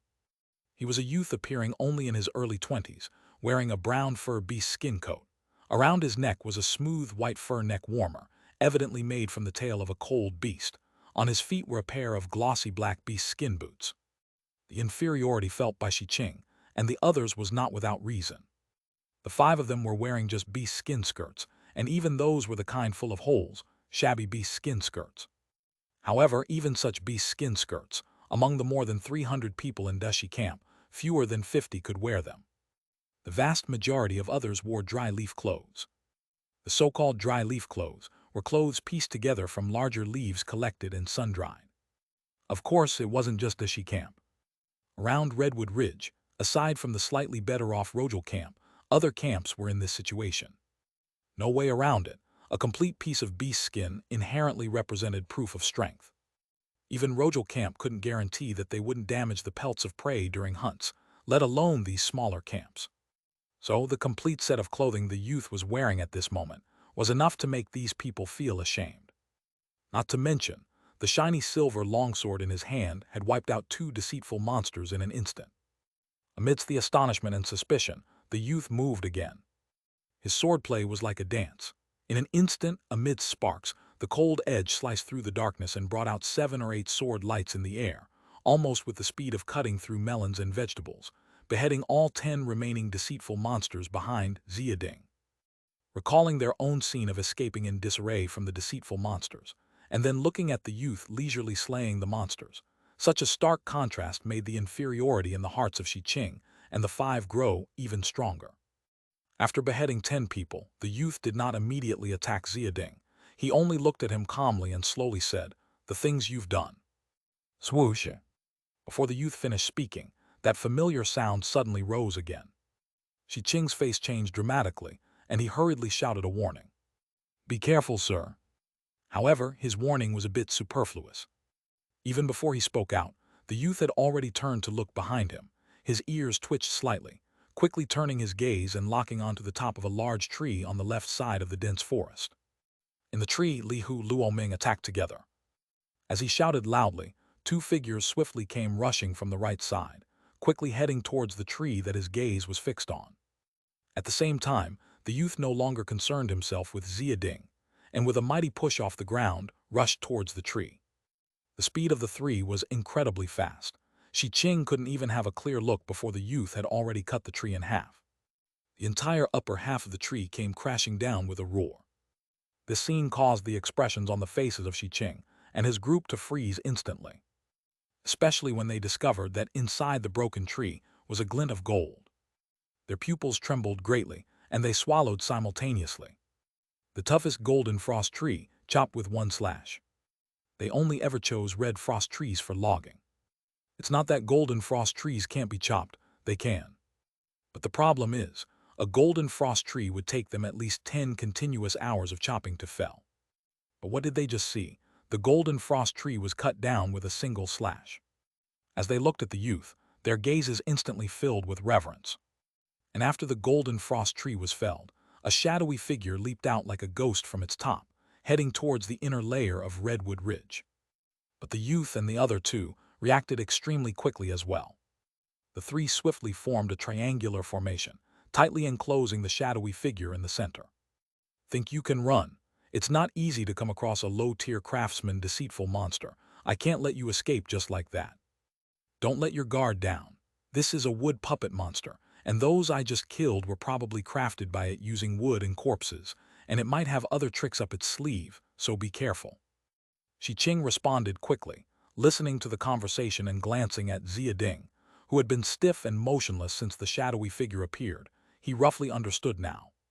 Craftsman deceitful monster, wood puppet monster, both likely referred to the shadowy figure. Xia Ding and those loggers were obviously controlled by it. Moreover, among the two names shouted by the youth earlier, there was one that Xi knew and recognized. Luo Ming, the current leader of the Rojal camp and son of the former leader Luo Feng. Indeed, Xi looked carefully once more. Among the three, the one on the far right with a slender figure, squinting eyes, holding a long spear was indeed Luo Ming, whom he had seen a few times. The one on the left called Li, who was quite burly, with almost similar attire to the young man, holding a coldly gleaming Yanling saber, watching the shadowy figure in the middle warily. The thing referred to by the two as wood puppet monster was also seen clearly by Xi. The wood puppet monster on the surface looked like a decaying, slightly hunched old man in black. In its left hand was a 3-inch-long small knife, and in its right a loop of white thread, its pair of crimson pupils full of ferocity. Looking at the three surrounding it, it was also full of bloodthirsty desire. Wood puppet monster suddenly let out a roar, and the loop of thread in its right hand rapidly shot out dozens of transparent threads, seemingly merging completely into the night, disappearing instantly. However, the three surrounding it began frantically dodging left and right. Seeing this, Xi also understood that it was these transparent threads that had killed his companions earlier, but their own strength was too weak to see them clearly. The three who could see them were constantly evading in midair. Certainly not just evading, though. A mere few breaths, and the youth holding a sword seemed to have found a flaw, twisting his body and lunging at the wood puppet monster, his longsword clashing repeatedly with the threads in the air, sparking several flames. The longsword could sever those transparent threads. The wood puppet monster, witnessing this scene, its face suddenly darkened, its gaze locked tightly on the silver longsword in the youth's hand, as if realizing something. Luo Ming and Li, whose weapons clearly were not as strong as the young man's sword, continuing to dodge, while still advancing towards the wood puppet monster, their speed was too slow. The young man was already swinging his sword at the wood puppet monster when they were still several meters away. However, even if the two had not arrived yet, the young man's strength seemed unreasonably strong. The longsword swept horizontally, bringing out a fierce sword light, almost clinging to the wood puppet monster. Though it retreated extremely quickly, the storm-like sword intent closely followed. The young man's sword movements were like tidal waves, one surge after another, quickly driving the wood puppet monster back beneath a tree. At the same time, Li Hu and Luo Ming finally broke through the layers of thread blockade, arriving behind the young man. The three seized the opportunity, blocking all escape routes of the wood puppet monster from three fronts, above, middle, and below. The longsword sliced across the top, the spear thrust in the middle, the saber chopped down below. With the combined attack from three sides, the wood puppet monster had nowhere to flee. Chapter 25, 25 Mo Mountain Town 9. Luo Ming's spear was the longest, so it was the first to stab the wood puppet monster. However, the extremely sharp spearhead came to an abrupt halt after piercing the chest of the wood puppet monster, unable to advance even an inch further. Yet Luo Ming did not show any signs of surprise on his face. It was clear that he knew he could not penetrate the opponent's flesh. At the same time, Li Hu's Yanling saber also struck at the wood puppet monster's legs. Clang! Unfortunately, after the strike, it only produced a sound. It wasn't until the last longsword was about to slash across its body that the wood puppet monster's face finally showed a hint of apprehension. First, it turned its head to dodge, then the fingers on its right hand moved slightly. Boom, crack! Suddenly, a sound of the earth shaking and mountains rocking erupted. The tree closest to the four of them began to shake violently. Soon after, the tree suddenly uprooted itself, as if coming to life, with branches swaying like human arms. Following this, the second, third, and up to the eighth tree nearby also came to life, all uprooting and using their branches to gather quickly toward the center. The countless branches of the 8 trees stretched towards the 3 men like snakes and monsters, quickly and completely surrounding them with no space to escape. Just moments ago, it was the 3 of them surrounding the wood puppet monster. In an instant, the roles of attack and defense had reversed. Luo Ming's face showed some panic, while Li Hu remained calm, simply casting his gaze at the young man with the sword, waiting for his decision. Getting entangled will be troublesome. First, break through these trees. Upon hearing the young man's words, Luo Ming and Li Hu immediately responded. One used his spear to pull and thrust, and the other swung his saber left and right, instantly cutting countless branches and vines. The young leader was even more extraordinary. As his sword light danced, he not only severed vines and branches, but even cut through the trunks of 3 or 4 large trees directly. However, the young man's eyebrows arched as he realized something, and quickly turned to look at the spot where the wood puppet monster had just been, his face turning terribly grim. The wood puppet monster was nowhere to be seen. We were fooled. These trees weren't made into puppets yet. As if to confirm his words, the fierce trees lost their vitality at once, all branches and vines falling off and crashing to the ground. Seeing Luo Ming escape, the young man sneered coldly, "Leader Luo, don't rejoice too soon. To control 8 such large trees simultaneously, this deceitful monster is likely close to intermediate. Once it breaks through, there will be no room for your camps around Redwood Ridge." Upon hearing this, Luo Ming's face turned tense and perplexed. Just as he was about to speak, Shi Qing led 4 others running over. When they reached the 3, the 5 immediately knelt and prostrated on the ground. Shi Qing from Deshi camp humbly thanks the 2 lords and leader Luo for the life-saving grace that will never be forgotten. Luo Ming was already not in the mood, but being impressed by Shi Qing, he still stepped forward to help him up, softly saying, "Leader Shi, it's polite. I'm not a match for that deceitful monster. Thank the 2 lords from Beishuo camp." Remembering that Shi Qing didn't know the 2 men, he went on to introduce their names. "This is Lord Yang Ning, and this is Lord Li Hu." Beishuo camp. Shi Qing heard the unfamiliar camp name, and was a bit puzzled, but still quickly led the 4 to turn and bowed 3 times to Yang and Li, respectively. Though he had guessed earlier that Luo Ming's status was lower than the 2 men, hearing Luo Ming refer to them as lords still left Shi Qing in shock. Luo Ming is the leader of Rojal camp, the only medium-sized camp around Redwood Ridge, and also the strongest earth-digging realm expert. Even he calls them lords. What level is this Beishuo camp where Yang and Li belong? Large camp, giant camp. Due to lack of knowledge, Shi Qing could only come up with these 2 guesses in his mind. In fact, neither the 5 of them nor Luo Ming noticed that when the word camp was mentioned, Yang Ning and Li Hu both slightly frowned, with a disdainful look flashing across their faces. But seemingly out of disdain, the 2 said nothing to explain. "Lords, may I ask, why do we call the wood puppet monster a deceitful monster, and what does it really want? Why will the camp around Redwood Ridge have no chance of survival if it advances to intermediate? I beg the lords to enlighten me." After helping Shi Qing and the others up, Luo Ming couldn't hold back and asked the questions in his heart. His questions made Yang and Li both slightly frown. Li Hu shook his head, disdain evident in his voice as he spoke. "I don't know how you've survived in the ice abyss for so long, being so ignorant." Yang Ning glanced around at everyone, including Luo Ming, taking in their beast skin skirts, and a hint of sympathy crossed his eyes as he sighed. Living in such an environment, you can't blame them. Ice abyss is a term you're hearing for the first time, isn't it? Luo Ming, Shi Qing, and the others all nodded lightly. Indeed, they had never heard of the ice abyss or knew what it was. Ice abyss was indeed something they were hearing for the first time. Yang Ning and Li Hu exchanged glances, their eyes showing a look of realization. The ice abyss is a name given to this world by the great Lord Yang Zhen, meaning ice abyss.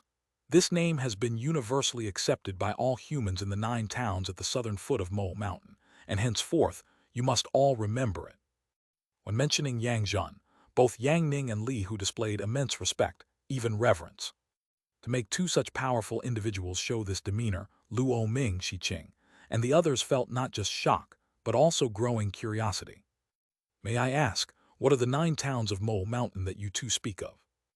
Luo Ming initially wanted to ask about Yang Zhen, but upon reaching the Yang character, he was intimidated by the sudden looks from Yang Ning and Li Hu, so he switched to asking about Mo Mountain and the 9 towns instead.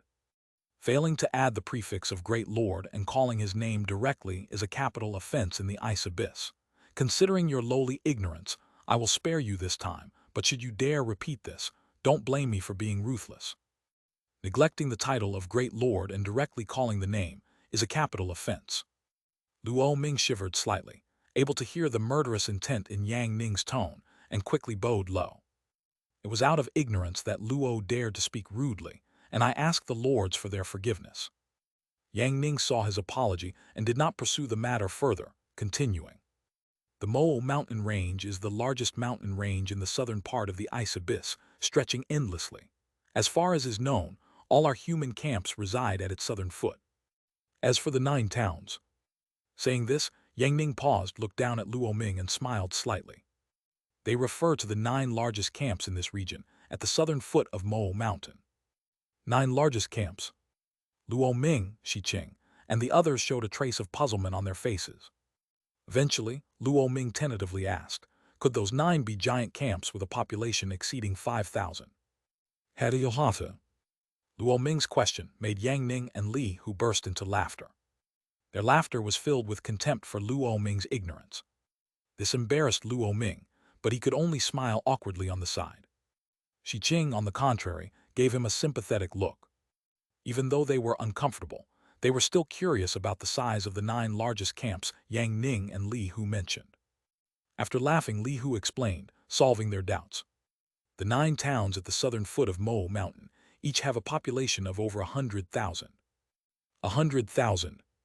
Upon hearing this number, Luo Ming, Xi Qing, and the other 4 were completely stupefied, their minds swirling with tumultuous waves. And we are from one of the 9 towns, Beishuo Town.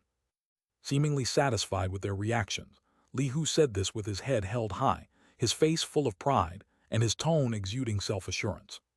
Chapter 26, 26 Artisans, Nightmares, Fear Spirits, Gods, Demons. If a camp has more than 100,000 people, what kind of scene would that be? In fact, Luo Ming, Xi Qing, and the other 5 couldn't even imagine it. But they were all leaders, each in charge of a camp with hundreds of people. They knew very well what a camp with a population of over 100,000 meant. A massive amount of food, extremely high security costs, countless amounts of cold beast flesh. No, with more than 100,000 people, can anyone find a cave that big? Xi Qing couldn't help but ask about his biggest confusion. Humans couldn't be exposed to light, and 100,000 people had to hide somewhere. Can such a large cave be found? A summer insect cannot discuss ice, nor a whale frog the ocean. These 2 sentences popped into the minds of Yang Ning and Li Hu, and they gently shook their heads. Not all humans need to live in shadows. If one day any of you might luckily qualify to enter Beishuo Town, you will understand. Yang Ning paused after speaking, and then added to himself, of course, for the few of you, this possibility is practically non-existent. Upon hearing this, the faces of Luo Ming, Xi Qing, and the other 5 darkened significantly. Compared to Xi Qing, Luo Ming actually understood Yang Ning's words better. Rojal Camp was the only medium-sized camp around Redwood Ridge. The other 8 camps had, on several occasions, mentioned wanting to merge into them. But he simply didn't dare to take them in, or rather, couldn't take them in. Although he also knew that the larger the camp's population, the better. But the premise of expansion is strength. Strength means the ability to acquire more resources, to feed more people, and to hunt more cold beast flesh for cultivation. Unfortunately, the strength of Rojal Camp was far from sufficient to support its expansion. Rojal Camp had a total of 5 in the earth-digging realm, 47 in the logging realm. The cold beast flesh obtained each month was barely enough for their own people. If other small camps joined, there simply wouldn't be enough cold beast meat. Moreover, once merged, it would mean more ordinary people, and the demand for crystal fruits would rapidly expand, forcing them to increase the frequency of going out to find more ice trees, which is also risky. The most crucial point is that the strongest in small camps are only at the logging realm, unable to enhance hunting abilities. Their joining would not only fail to improve hunting capabilities, but also squeeze the original supply of cold beast meat in the camp. So when other camps proposed wanting to merge, not only Luo Ming himself, but everyone in Rojal camp almost universally refused. Thus, the rule is that you need sufficient strength to expand, then use the population advantage to cultivate more strong individuals. This cycle allows the camp to grow stronger and larger. Blind expansion would only make the camp unwieldy, and eventually, even if not slaughtered by cold beasts and deceitful monsters, it could likely erupt into internal chaos, mutual slaughter. By analogy, Beishuo Town, as mentioned by Yang and Li, indeed has more than 100,000 people, but absolutely would not randomly incorporate external personnel. The qualification they mentioned must be extremely stringent. Xiqing shouldn't even think about it. Even if Luo Ming has the strength of the earth-digging realm, Yang and Li, being so much stronger at such a young age, make Beishuo Towns might evident through them, and they likely wouldn't regard him highly. Furthermore, the two are leaders of their own camps. They couldn't possibly abandon their family and companions to join another camp alone. All right, there's no use telling you so much. Didn't leader Luo just ask about the wood puppet monster? Let me explain it to you. Seeing that Yang Ning was about to discuss the deceitful monsters, Luo Ming and Xiqing immediately perked up their ears. Long ago, Ice Abyss was not like it is today. Back then, the day was not just 12 hours long, and the temperature was not as low as it is today. Among cold beasts, most were not as cunning and strong as they are now. Don't mention eating people. At that time, almost 99% of the cold beasts were merely food for humans. And those deceitful monsters did not exist back then. During that period, humans could move freely day or night. The Ice Abyss was rumored to have 4 seasons alternating, hot and cold cycles, a pleasant climate. Humans wielded all sorts of powerful tools and were the undisputed masters of the Ice Abyss. The land was fertile and could be farmed everywhere, with more food than they could eat, back then. Clothing, food, shelter, and transportation were all perfect. People lived and worked in peace. Civilization thrived and prospered. During that period, not to mention camps with 100,000 people, there were also quite a few with 1 million or even tens of millions of people gathering. Upon hearing Yang Ning's description, Luo Ming, Xiqing, and the others were dumbfounded. 1 million or 10 million, they couldn't even comprehend such a concept. The words move freely day and night. To them, that was already a dream. 99% of cold beasts were merely human food. Clothing, food, shelter, and transportation were all perfect, living and working in peace, thriving and prosperous. What kind of dreamlike scenario would that be?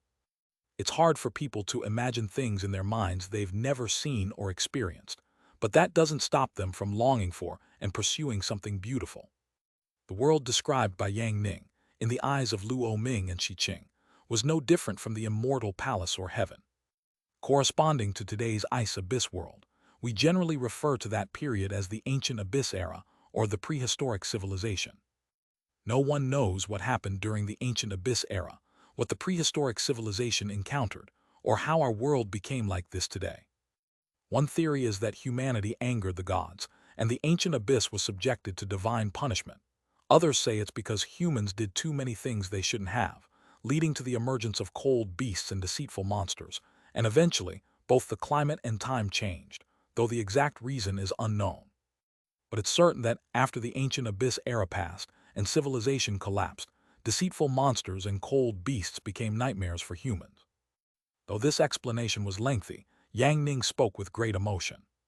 Evidently, even he harbored a strong yearning for the Ancient Abyss era, which he had never experienced. No one knows for sure how deceitful monsters came to be, but it's certain they all originate from the Ancient Abyss era, because only from them can we find evidence of the Ancient Abyss era's existence. Deceitful monsters are divided into 5 categories: craftsman, nightmare, fierce, god, and monster. And a craftsman monster is one of them. They were all transformed from many skilled craftsmen of the Ancient Abyss era, each with peculiar and unfathomable methods of killing. For instance, the wood puppet monster appearing in Redwood Ridge was likely a puppet master from the Ancient Abyss era, skilled in creating and controlling all sorts of puppets, favoring carved wooden puppets to mimic humans, gain their trust, and then control the puppet to kill from hiding. At this point, Yang Ning paused before adding, all deceitful monsters evolve by continuously killing. Still using this wood puppet monster as an example, the puppets it currently creates can only wield the power of the logging realm. But as it kills more people, both it and its creations will grow stronger. Beishuo Town once hunted a mid-level craftsman monster, which we named the cloth-cutting monster. In its hand, it had a pair of scissors that could instantly cut dozens of earth-digging realm humans into pieces. It also had a set of needles and thread, which it once used before my very eyes to sew up all the 7 orifices of a cold resistance level strong individual. Not long after, the cold resistance level strong individual suffocated and died. Cold resistance level. Though they had some guesses when they first heard these 3 words, Luo Ming and Qi Qing both showed a look of confusion on their faces. Above the earth-digging realm is the cold resistance level. It's called that because people at this level can withstand the cold of the daytime and move about. Chapter 27, Rapid Progress Seeking Follow-Up Reading. Ice Abyss, Ancient Abyss Era, Prehistoric Civilization, Mo Mountain Range, 9 human towns, 5 types of deceitful monsters, cold resistance level warriors. Due to limited strength, Luo Ming, Qi Qing, and others have lived in Redwood Ridge for decades, never venturing out, nor having any opportunity to communicate with the outside world. Yang Ning's words undoubtedly opened their eyes wide. But at the same time, it also evoked greater worries. All 5 types of deceitful monsters inherently evolve through killing. Even the intermediate level crafty deceit can be unstoppable, even by cold resistance level warriors. If that wooden puppet monster truly evolves to the intermediate level, there will be no human life path around Redwood Ridge, and they, too, would all be doomed. Luo Ming's expression was uncertain, and he stood in place for a long time before finally gritting his teeth and kneeling directly in front of Yang Ning and the other person, pleading. Sirs, relying solely on these camps around Redwood Ridge, it's absolutely impossible to deal with that monster. I hope the 2 of you, for the sake of being fellow humans, will have mercy and help us. As long as you can kill that monster, whatever you want, as long as we can provide it, it's negotiable. Seeing this, Qi Qing realized Luo Ming was seeking a way out for all the camps around Redwood Ridge, and immediately led the 4 people behind him to kneel down as well. Hearing everyone's plea, Yang Li and the other person exchanged a glance, and both smiled. But soon they put away their smiles. Then Yang Ning stepped forward and helped Luo Ming up. To be honest with leader Luo, Li Hu and I are scouts from the Imperial Army of Beishuo Town, and we came here by chance while mapping the surroundings of Beishuo. As fellow humans, meeting is destiny, and we won't stand by and do nothing. But as you just saw, this wooden puppet monster is not only powerful but also extremely cunning. If we don't come up with a foolproof plan, eliminating it is nearly impossible. So, if you want our help, you must first agree to one condition of mine. Any condition, as long as we can remove that monster, I agree. Good, Leader Luo is straightforward, so I'll be direct. During this period, your Rojal camp and all surrounding camps must act under our command. How about that? Luo Ming's heart skipped a beat, but his expression remained unchanged, quickly responding. I can guarantee Rojal camp, but the other camps. At this point, he turned to look at Qi Qing. Hearing Yang Ning's request, Qi Qing had already weighed the pros and cons. Seeing Luo Ming looking at him, he promptly nodded and said, "The Shi camp also has no issue. If that monster isn't destroyed, everyone's finished." Luo Ming gave Qi Qing a grateful look, then turned back to Yang Ning and continued, "Besides our 2, there are still 5 camps. I will persuade them one by one, and I believe after explaining the stakes, they won't refuse either." Leader Luo, it should be 4. Qi Qing's words left Luo Ming stunned.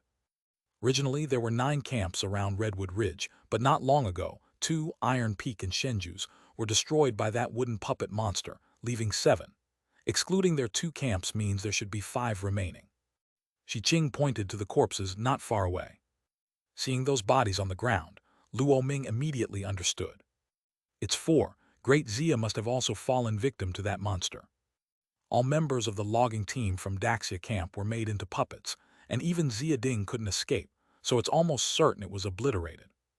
Seeing their goal achieved, Yang Li nodded and said, "Since that's the case, there's no time to waste. Leader Luo, notify the other 4 camps in the next few days to come to Rojal camp to follow orders, organize all loggers into patrol teams, and in 10 days, begin searching for that monster in the forest." Luo Ming nodded and agreed to the orders. inviting Yang Li to Rojal camp for rest first. Shi Qing, on the other hand, needed to return to his own camp to arrange matters, confirming with Rojal camp that they would meet at Redwood Ridge in 3 days, and then left. Luo Ming and Shi Qing's judgment that Daxia camp was destroyed wasn't without reason. Small camps lack hunting abilities. To survive, they must have 2 things: crystal fruit and wood, both indispensable. To be precise, wood is actually more important than crystal fruit. Without crystal fruit, you could endure several days with an empty stomach. But without wood, not to mention getting through the day, you wouldn't even make it through the night. So the importance of logging teams goes without saying. With Xia Ding and all his logging team members dead, it's almost certain that even if Daxia camp wasn't killed by the deceitful monsters, they'd have frozen to death by now. Of course, what they hadn't accounted for was the variable that was Xia Hong. Not only was Daxia camp not destroyed, but it was actually thriving more than ever. Using the term rapidly advancing to describe, it wouldn't be an exaggeration. Leader, I broke through too. On a night returning empty-handed, Xia Hong was not in a good mood. But upon stepping back into the cave, he heard good news. Su Ning also broke through. Among the 5 who first received cold beast meat, aside from him, Xia Chuan and Yuan Cheng, Su Ning was the last to break through.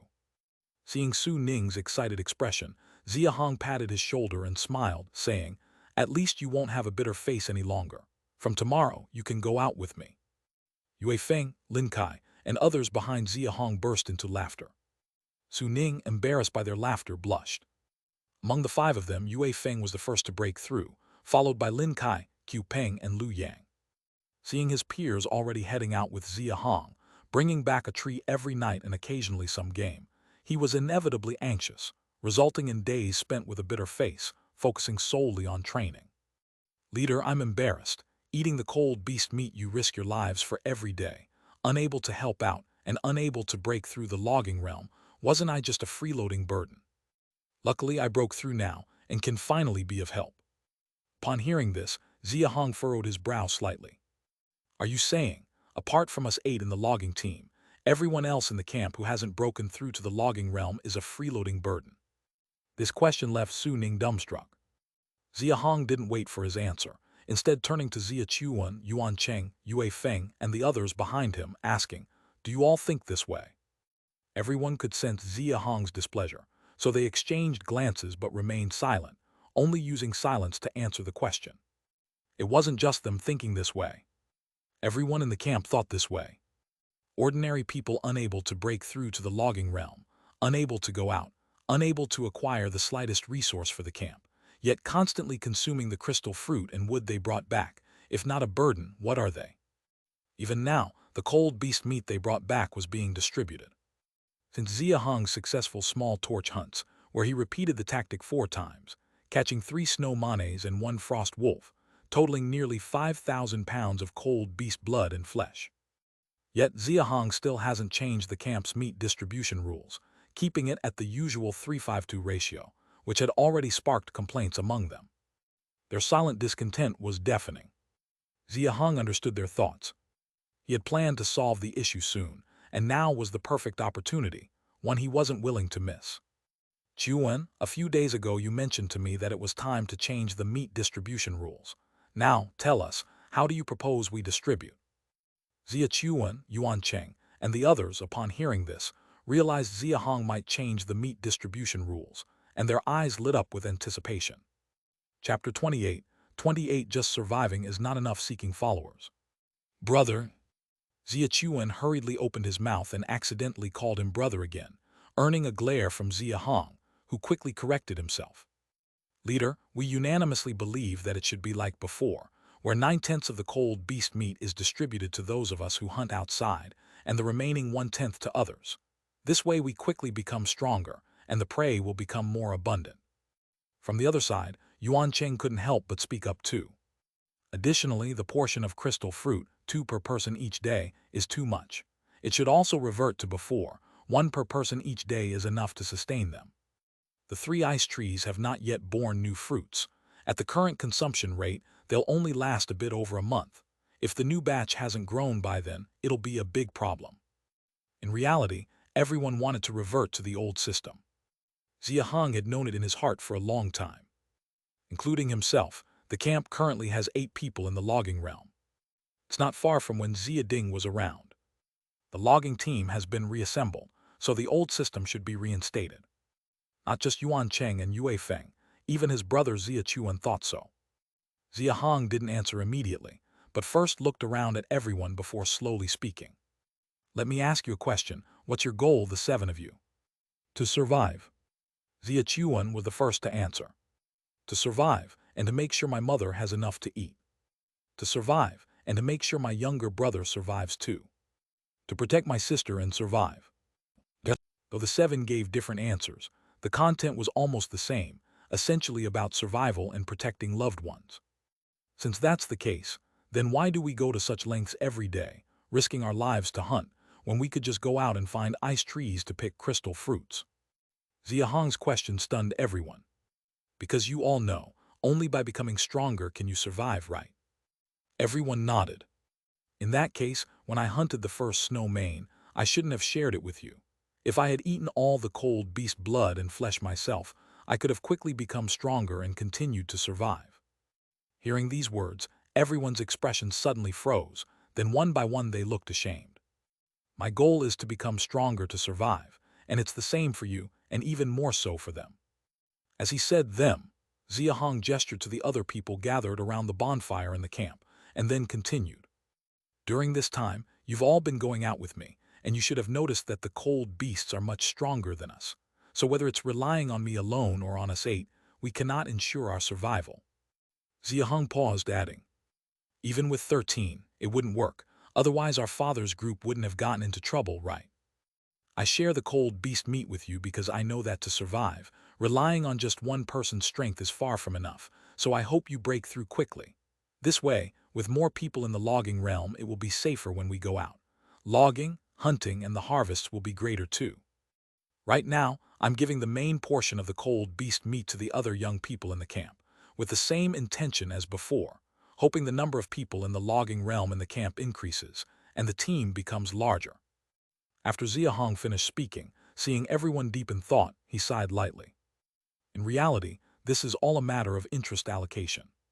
Self-interest has always moved people, especially when such interests concern their very lives. Was there any problem with Xia Ding's previous rules? Actually, no. But one must consider the situation. Back then, the great Xia camp didn't have the ability to hunt, so cold beast meat was scarce. With many monks and little meat, Xia Ding had to prioritize supplying the logging team members. Now it's different. With a small torch that can lure cold beasts, the camp now has the preliminary ability to hunt. Cold beast meat isn't exactly ample, but it's much more than before. If they still stubbornly adhere to the old system, not only would it be unpopular, but it would greatly slow down the camp's development. I'll explain a simple principle. Xia Hong has now freed himself from the logging work. Now, every time he goes out, Xia Chuan and Yuan Cheng handle the logging, while he specializes in scouting terrain and locating cold beasts. It can be foreseen that in the future, when there are enough members in the logging realm, the camp can split into 2 teams, one specializing in hunting and the other in logging. Even teams for picking crystal fruits and scouting terrain can be organized. Any organization that wants to increase its gains must have divisions of labor, delineate different departments, and let each perform its duties for maximum benefit. This principle was easily understood in the past life, but now Xia Hong must patiently explain it in terms they can understand. Cold beasts are powerful, but have you noticed, the more people break through among those like Yue Feng and Lin Kai, the higher our hunting success rate. Su Ning broke through today, so maybe our success rate will be even higher tomorrow. Just imagine, if there were 20, 30, even 40 or 50 people in the logging realm, wouldn't we be able to take down a snow mane or frost wolf by sheer numbers? Would you still fear not having cold beast meat? This sentence made Xia Chuan and the others' eyes light up. During this time, they followed Xia Hong out, and they all witnessed the steady increase in hunting success rates. Indeed, the more people, the higher the success rate. Especially Xia Hong's latter point, about having 40 or 50 people, taking down cold beasts by sheer numbers made them ponder deeply. During this period, they've only encountered 2 types of cold beasts, the snow mane and the frost wolf. Though limited, they're deeply familiar with these 2 types of cold beasts, including their traits and strengths. Snow manes are powerful, but at most only around 10,000 pounds. The frost wolf's advantage is speed, not strength. According to Xia Hong, if there were indeed 40 or 50 logging realm combatants, taking on these two types of cold beasts head-on wouldn't be a problem. Moreover, remember clearly what I'm about to say next.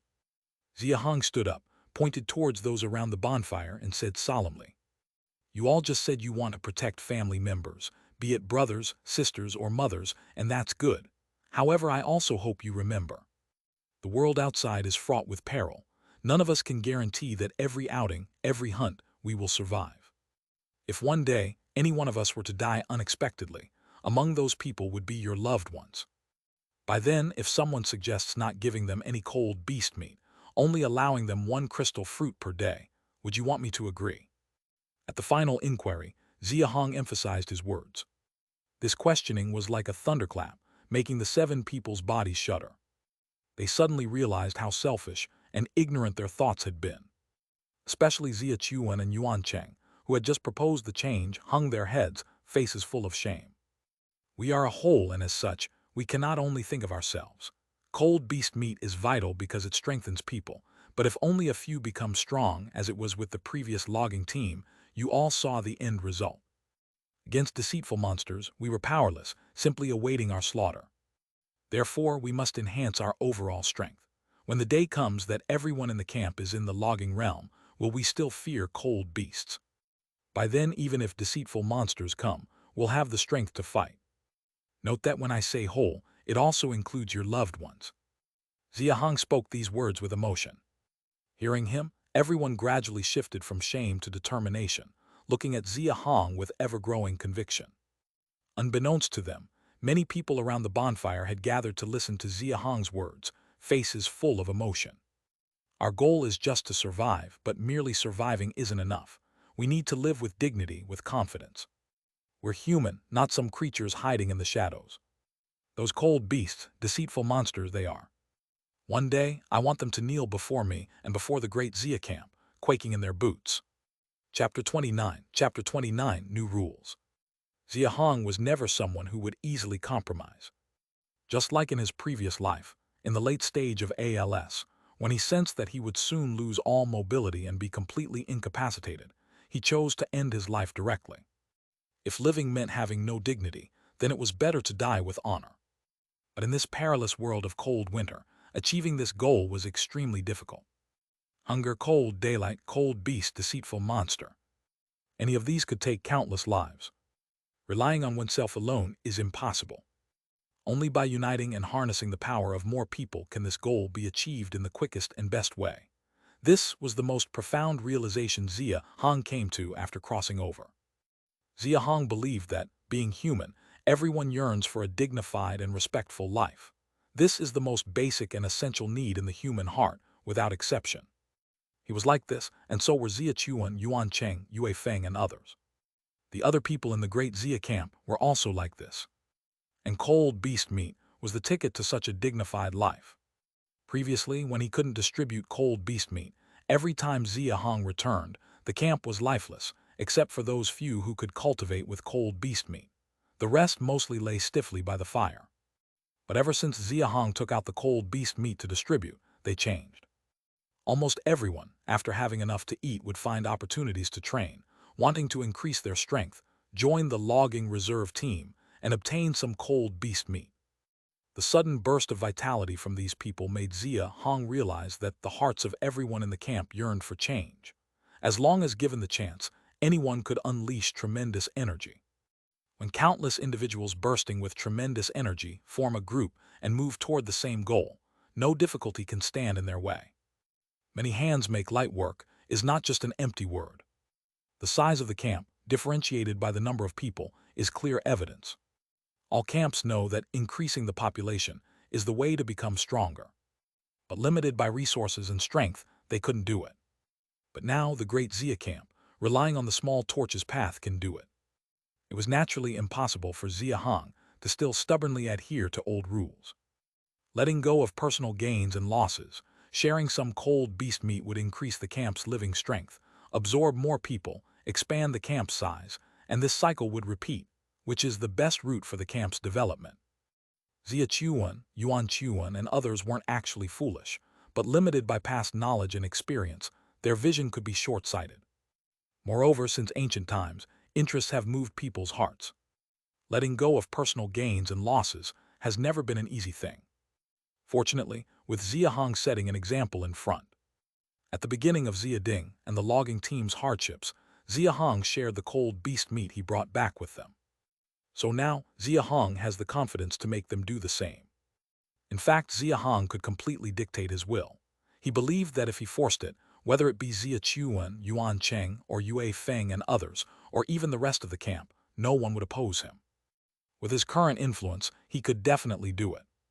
But he didn't, and instead chose to present facts to Xia Chuan and the others and reason with them. Abolishing an old system and establishing a new one is simple. But making everyone understand the reasoning behind it, letting the system truly work, and even having everyone become common maintainers of the system is not so easy. Any system aims to regulate and develop the organization. If the implementation of the new system led Xia Chuan, Yuan Cheng, and others to have issues with the rest of the camp, or even sparked conflicts, it would go against this purpose. The main reason is that Xia Hong clearly felt a while ago that those like Xia Chuan, who were the first to break through to the logging realm, really had issues with other people in the camp, and it was indeed developing toward conflict. That's why Xia Hong was so patient in explaining to them why he wanted to do this, what benefits this would bring to them and the camp. After Xia Hong clarified all the pros and cons, seeing Xia Chuan, Yuan Cheng, and others deep in thought, he didn't disturb them, just kept silent, waiting for them to figure out what he said. After a long while, Yuan Cheng was the first to raise his head. "Leader, I understand. Only when everyone becomes stronger, we can truly not fear those cold beasts anymore and avoid repeating the previous tragedies. I'm willing to follow your lead and stick to the 3-5-2 ratio for meat distribution. No matter how strong an individual is, it can't change the overall environment of our camp. The leader is right. Only when everyone plays a role can we live better and longer. I also agree, the meat distribution rule remains unchanged. That's right, now that we can hunt, there's more cold beast meat than before, enough to nurture more logging realm power. If we still stick to the old rules, Great Xia will at most only restore to the previous state. I also support the leader's opinion. The meat distribution rule remains unchanged." Yue Feng, Lin Kai, and the other 5 also spoke up in agreement, clearly having not only listened to Xia Hong but also truly understood him. Currently, prioritizing the nurturing of more logging realm power is indeed more important.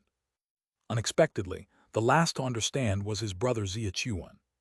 Seeing the sincerity on everyone's faces, knowing they truly recognized it from the heart, Xia Hong felt relieved inside, with a slight smile on his face. This matter, while not huge, is definitely not a trivial one either. Distribution of benefits has always been an eternal dilemma. Whether to prioritize the individual or the collective has never had a definitive answer. But it is certain that the current Great Xia should definitely prioritize the collective. A group that has no strength, unable to even go out at night, not only does not help the camp but also drags down those of the logging realm. Even picking crystal fruit carries some risk. Abandoning them is naturally impossible, but endlessly picking crystal fruit to feed them is even more inappropriate. As the old saying goes, it's better to teach a man to fish than to give him a fish, which Xia Hong deeply agreed with. Helping them to become strong and improve their survival ability is the right path. And as the strength of everyone in the camp increases, the speed at which resources accumulate will also accelerate. With more resources, the population it can support will also grow, and so the cycle continues. The future of Great Xia Camp is limitless. Of course, more importantly, the resources for the camp system upgrade also have a source. Although the current system building has only opened a small bonfire, from its upgrade conditions and conditions for opening other buildings, it's clear that the resources Xia Hong will need in the future will definitely be a massive number. Without the support of a stable and large camp population, Xia Hong himself certainly can't gather that many resources alone, so he must rely on more people. The establishment of the new rules was Xia Hong's first challenge to this world's inherent concepts, as well as his first practice of the development philosophy for the Great Xia Camp. Fortunately, through the influence accumulated in the early stage, Along with a round of persuasive effort, everyone listened to him. After all, it's just an amateur ragtag group of over 100 people. Take it slow. Once there's a first time, there will be a second, and the day of getting on track is not far away. With the new rules established and everyone's heart knots unraveled, Xia Hong no longer thought about it. It's almost getting dark, prepare to go out. Hearing this, everyone nodded and turned to get their weapons. Only Su Ning, who had just broken through, knowing he was about to go out for the first time, touched the stone axe already hanging at his waist, with the most excitement in his expression. Chapter 30 Unexpected Gains. The logging team increased to 8 people, which lifted Xia Hong's spirits quite a bit. Of course, mood is secondary. The main thing is that the danger factor has been greatly reduced. In the early days when it was just him, it was quite different. Even after Xia Chuan and Yuan Cheng joined, they knew the cold beast slept heavily at night. They still remained vigilant everywhere, trying not to make loud noises and choosing spots far from the cold beasts to chop trees. But now things have changed. Xia Hong no longer tread cautiously through the snow. In the cold night, there was still not much change in the outskirts of Redwood Ridge. Snowflakes drifted continuously from the sky, and the cold wind occasionally brushed past his ears. Xia Hong led the group to the position of the first ice tree, noting that the tree was still barren with no fruit growing. His brows furrowed slightly. It's been more than 2 months, and they haven't grown. It seems the growth cycle of the crystal fruit is much longer than we anticipated. Xia Chuan was more thorough. Upon hearing this, he immediately climbed the tree and examined it for a long time before coming down to say, "The stems left from the previous picking have just started to sprout. It's a bit better than what we saw a month ago, similar to the other 2 trees. If there's no surprise, it should take another 2 months to bear fruit." Another 2 months to bear fruit means they can bear fruit 3 times a year, approximately 6,000 pounds per harvest, making it 18,000 pounds per tree, and 54,000 pounds for 3 trees. After coming up with this number in his mind, Xia Hong's brows furrowed even deeper. During this period, apart from hunting, the most he did was lead the team to continuously observe the growth of the 3 ice trees. The current Great Xia camp, naturally, doesn't have the privilege to use cold beast meat as food. It's essential to admit that the camp currently relies on the crystal fruit as the staple food. Therefore, he must understand the growth cycle of the crystal fruit. Each crystal fruit weighs about half a pound. A normal person needs 2 fruits a day to maintain basic sustenance, which means according to this calculation, the 3 ice trees can only support around 150 people a year. There are already 154 people in the camp now. This means if anything happens to these 3 trees, there might be a food shortage in the camp.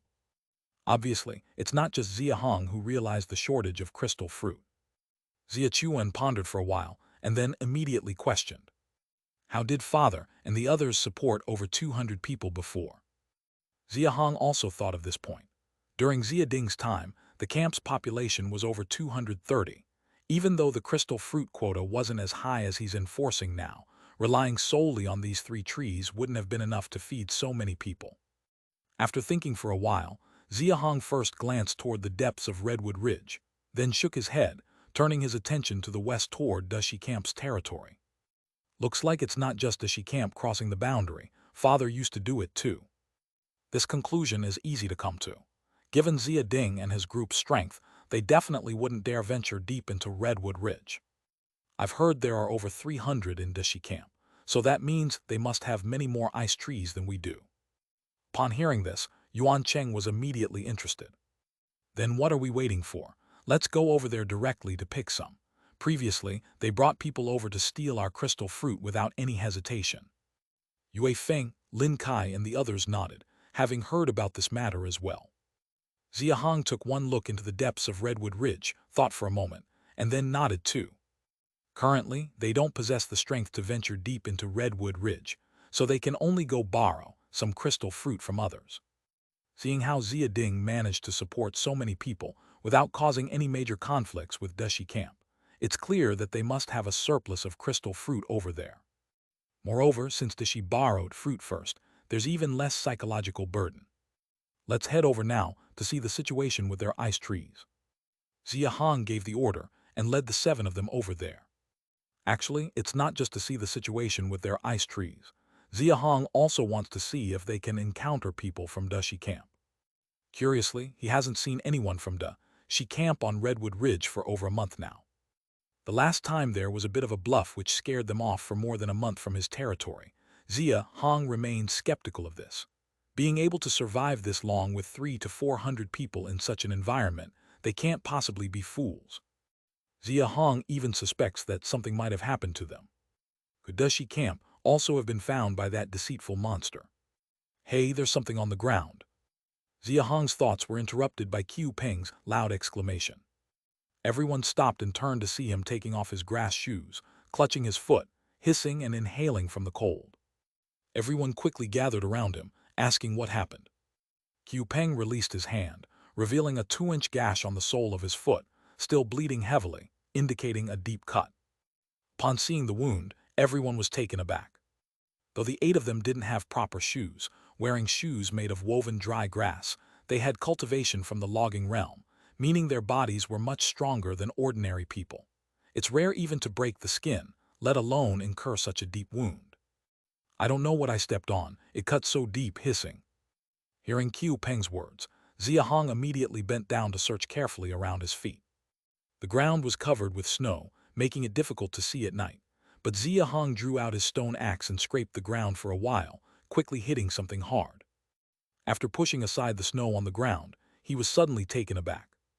Lying on the ground was a gleaming large blade. The blade was about palm width, with the blade itself about 1.5 meters long. Isn't this the large blade of Wang Ming from Shi camp? Yuan Cheng exclaimed, instantly recognizing the large blade.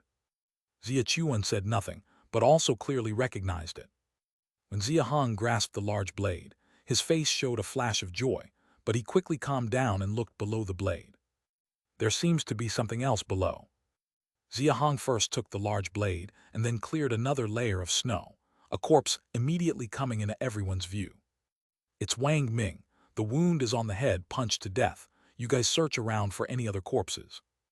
Xia Hong immediately recognized Wang Ming, and after checking the injuries, his face changed slightly, signaling the others to search around. Everyone dispersed and began searching around with Xia Hong as the center. I found one here, the wound is on the forehead, red spot. There's another one nearby. And another 3 fatal wounds, all with red spots on the forehead. Only Lin Kai, who was searching to the west of Wang Ming's body, found anything, and he discovered 3 corpses in succession. Xia Hong checked the 4 corpses separately. Besides Wang Ming, one of the additional corpses was someone he had seen when Wang Ming stole the crystal fruit previously. Although he didn't recognize the other 2 from their attire, he could judge they were from Shi. They're all from Shi camp. Something really happened. He had guessed before what might have happened since it's been so long without seeing anyone from Shi camp. Now, it seemed his guess was right. Not only did something happen, but it also happened on Great Xia's territory. What did they encounter? Were they killed by someone else? There are no signs of a cold beast attack, so it must have been other people. Which means, besides Shi, people from other camps have also intruded into our Great Xia territory. Xia Chuan, Yuan Cheng, and the others speculated as they looked at the corpses on the ground. Listening to their guesses, Xia Hong glanced at the large blade in his hand, his eyes narrowing as he spoke softly. Who said it had to be people or cold beasts that killed them? Upon hearing this, everyone's faces changed dramatically. If it wasn't people or cold beasts, then it could only be. Return with me first, no more hunting or logging for now. With that, Xia Hong led the group back towards the camp immediately. However, just as they turned to leave, a corpse to the west of where they had found the bodies 100 meters away suddenly sat up, slowly turning its head, watching their backs. Chapter 31, Upgrading the Bonfire. Xia Hong knows how precious iron tools are in this world. Iron ore itself is considered a rare resource, and in this world, even cutting down trees is incredibly difficult, let alone mining iron, which is even more advanced than wood. Why do only medium-sized camps have iron tools? Because without a strong person at the earth-digging realm, even if you discover iron ore, you can't extract it. And iron and coal are like a family. Having only iron without coal, the heat produced by burning wood is not enough to smelt iron tools. In Great Xia camp over the years, only Xia Ding had half an iron tool, a stone axe, which was lost when Xia Ding was killed. Moreover, Xia Hong also knows that Xia Ding's axe was exchanged for lots of wood with a familiar person from Rojal Camp's hunting team. This shows that iron tools are not only rare, but also strictly controlled by those medium and large camps, prohibiting them from going out. How Dashi Camp got their blades, Xia Hong is unsure. But one thing is certain, this blade is extremely precious to them. When first encountering Dashi Camp hunting the snow mane, that person, before dying, threw the blade to the leader, showing how precious it was. Such a precious thing, yet the people from Dashi Camp allowed it to be lost in the snow. Initially, Xia Hong thought Wang Ming and his group might have crossed into Great Xia's territory on their own and ended up encountering something terrifying, resulting in their deaths. But he soon realized that wasn't the case. If that were the case, other people from Dashi Camp would certainly come looking for them.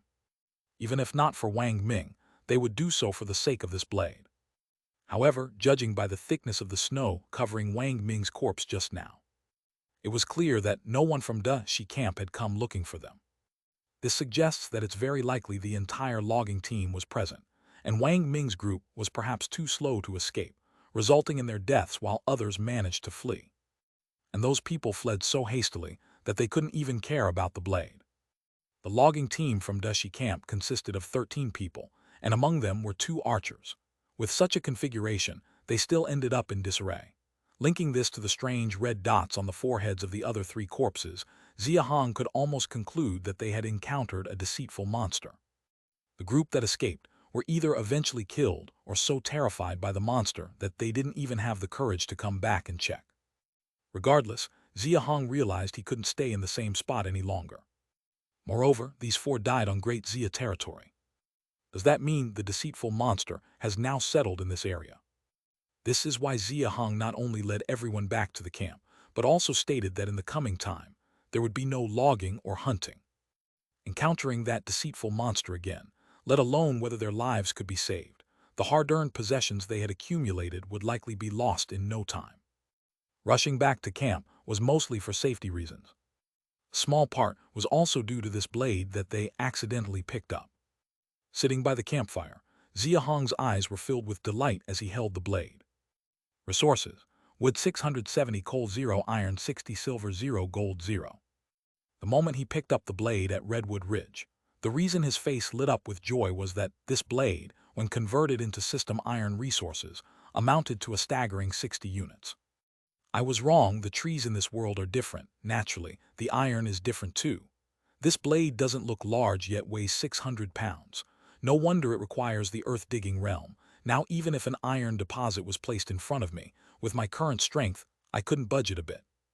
Xia Hong didn't have much knowledge of metals, but judging by its volume and weight, the iron in this world, like the trees, bore no resemblance to the previous world. It was an entirely different substance altogether.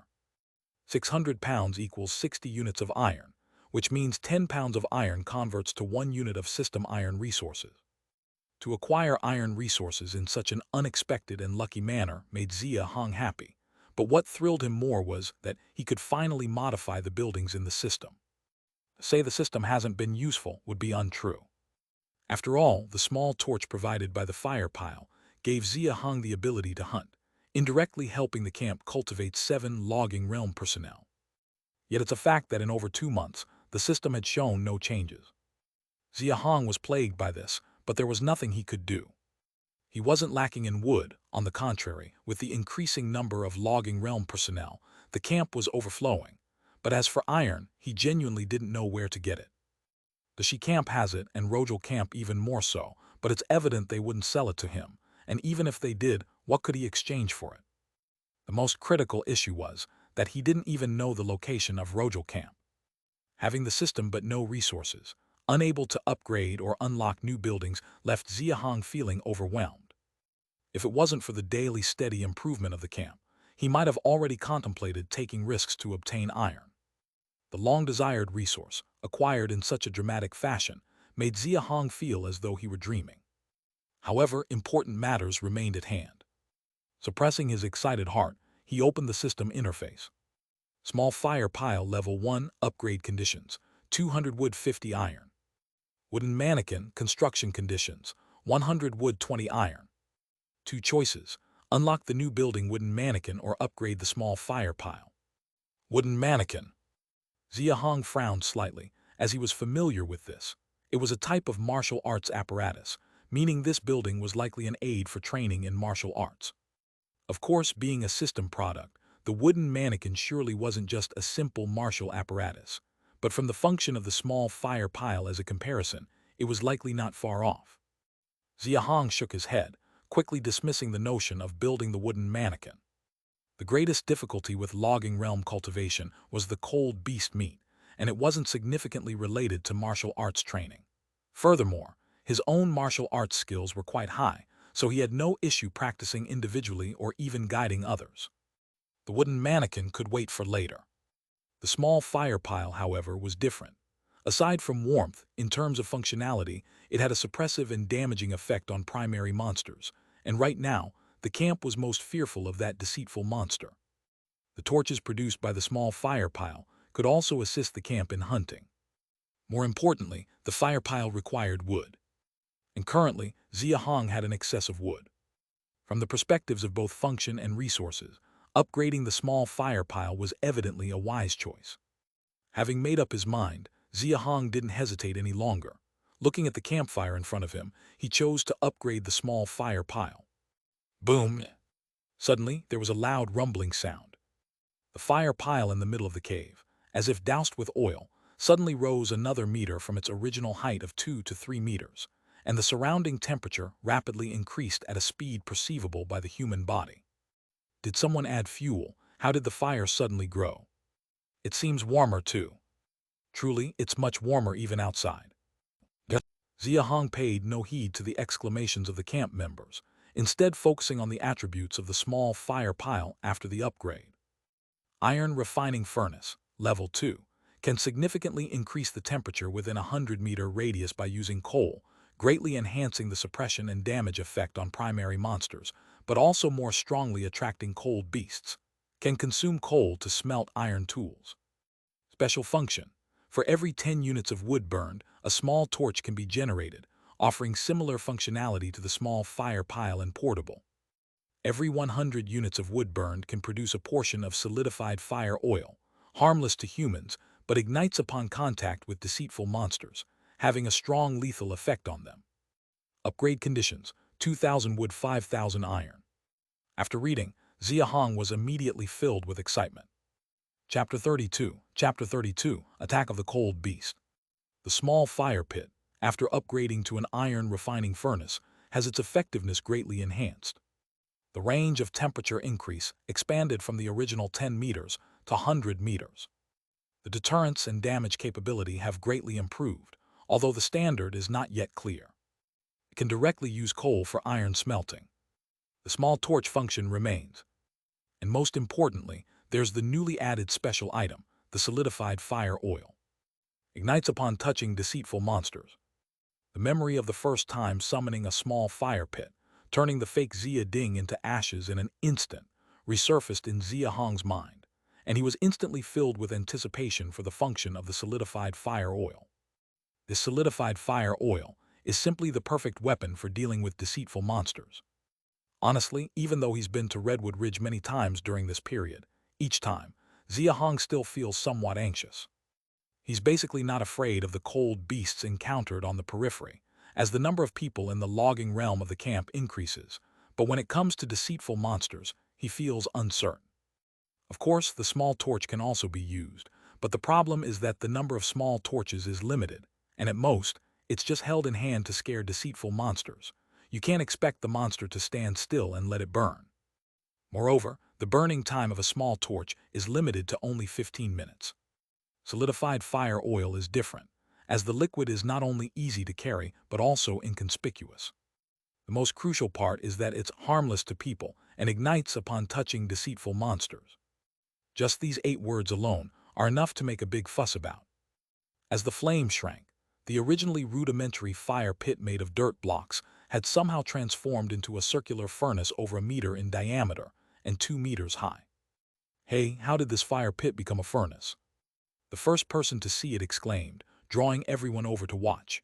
People gathered around the furnace, feeling its warmth, and when they looked at Xia Hong, there was noticeably much more fervor in their eyes. When disaster struck the cave earlier, the scene where Xia Hong summoned flames out of thin air, though seen only by a few, spread by word of mouth until almost everyone in the camp knew. However, most people only heard about it, with many thinking it was made up and didn't really believe it. This time, however, was different.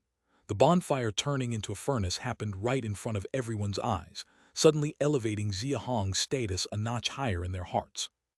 Xia Hong naturally wouldn't bother to explain anything. While deification is inadvisable, it does depend on the situation. In these critical times when the great Xia camp is on the brink of despair, a skilled and inscrutable leader can be invaluable for rallying the group and bolstering confidence for the future. The people in the camp aren't too bad.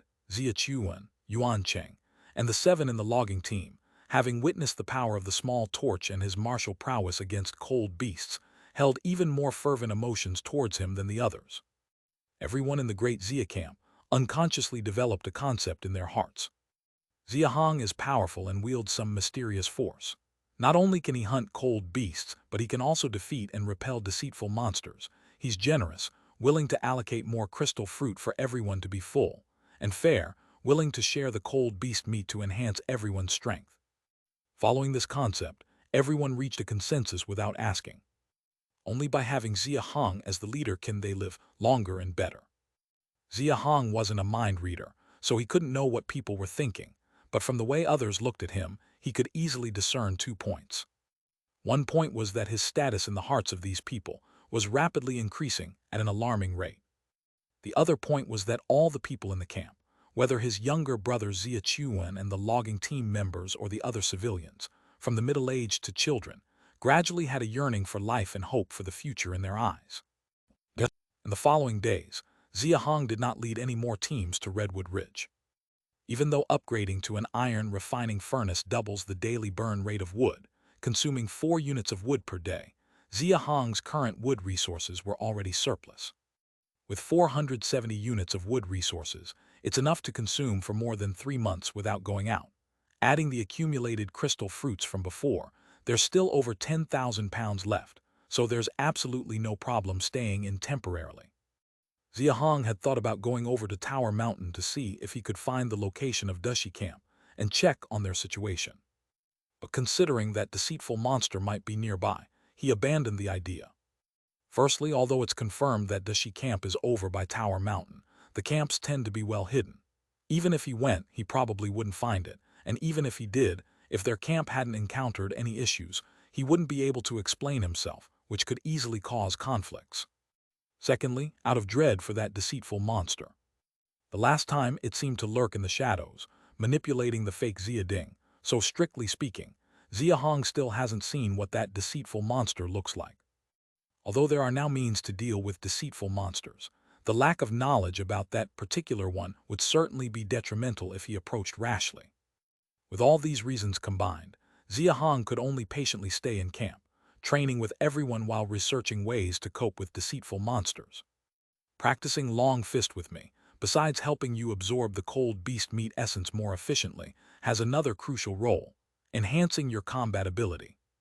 By the furnace, the bare-chested Xia Hong was punching with limited movement, and as he unleashed sharp, forceful punches, he explained the essentials of the Grand Ancestor long fist to the people gathered around. Whatever martial arts in essence practice 2 things, reaction force and explosive power. These 2 aspects are your greatest reliance and confidence in opposing enemies. Reaction force refers to the foresight of danger. Using cold beasts as an example, before it raises its paw, if you can predict which side it will attack from and respond timely, it won't be able to harm you. And explosive power is producing the maximum force in the shortest time and at the fastest speed. This is the strongest means to inflict damage on enemies, whether bare-handed or armed. The principle is the same. Xia Hong's punching sped up slightly, and the powerful punch wind made the furnace sound loudly. Meanwhile, he continued. The basic strength of the logging realm is 5,000 pounds, but that's the static basic strength. Being able to lift something 5,000 pounds doesn't mean you can punch with 5,000 pounds force. In actual combat, due to bodily reactions and movement limitations, you can't easily exert 5,000 pounds of force, so constant practice is necessary to continuously enhance muscle and get used to punching. allowing you to harness your maximum strength.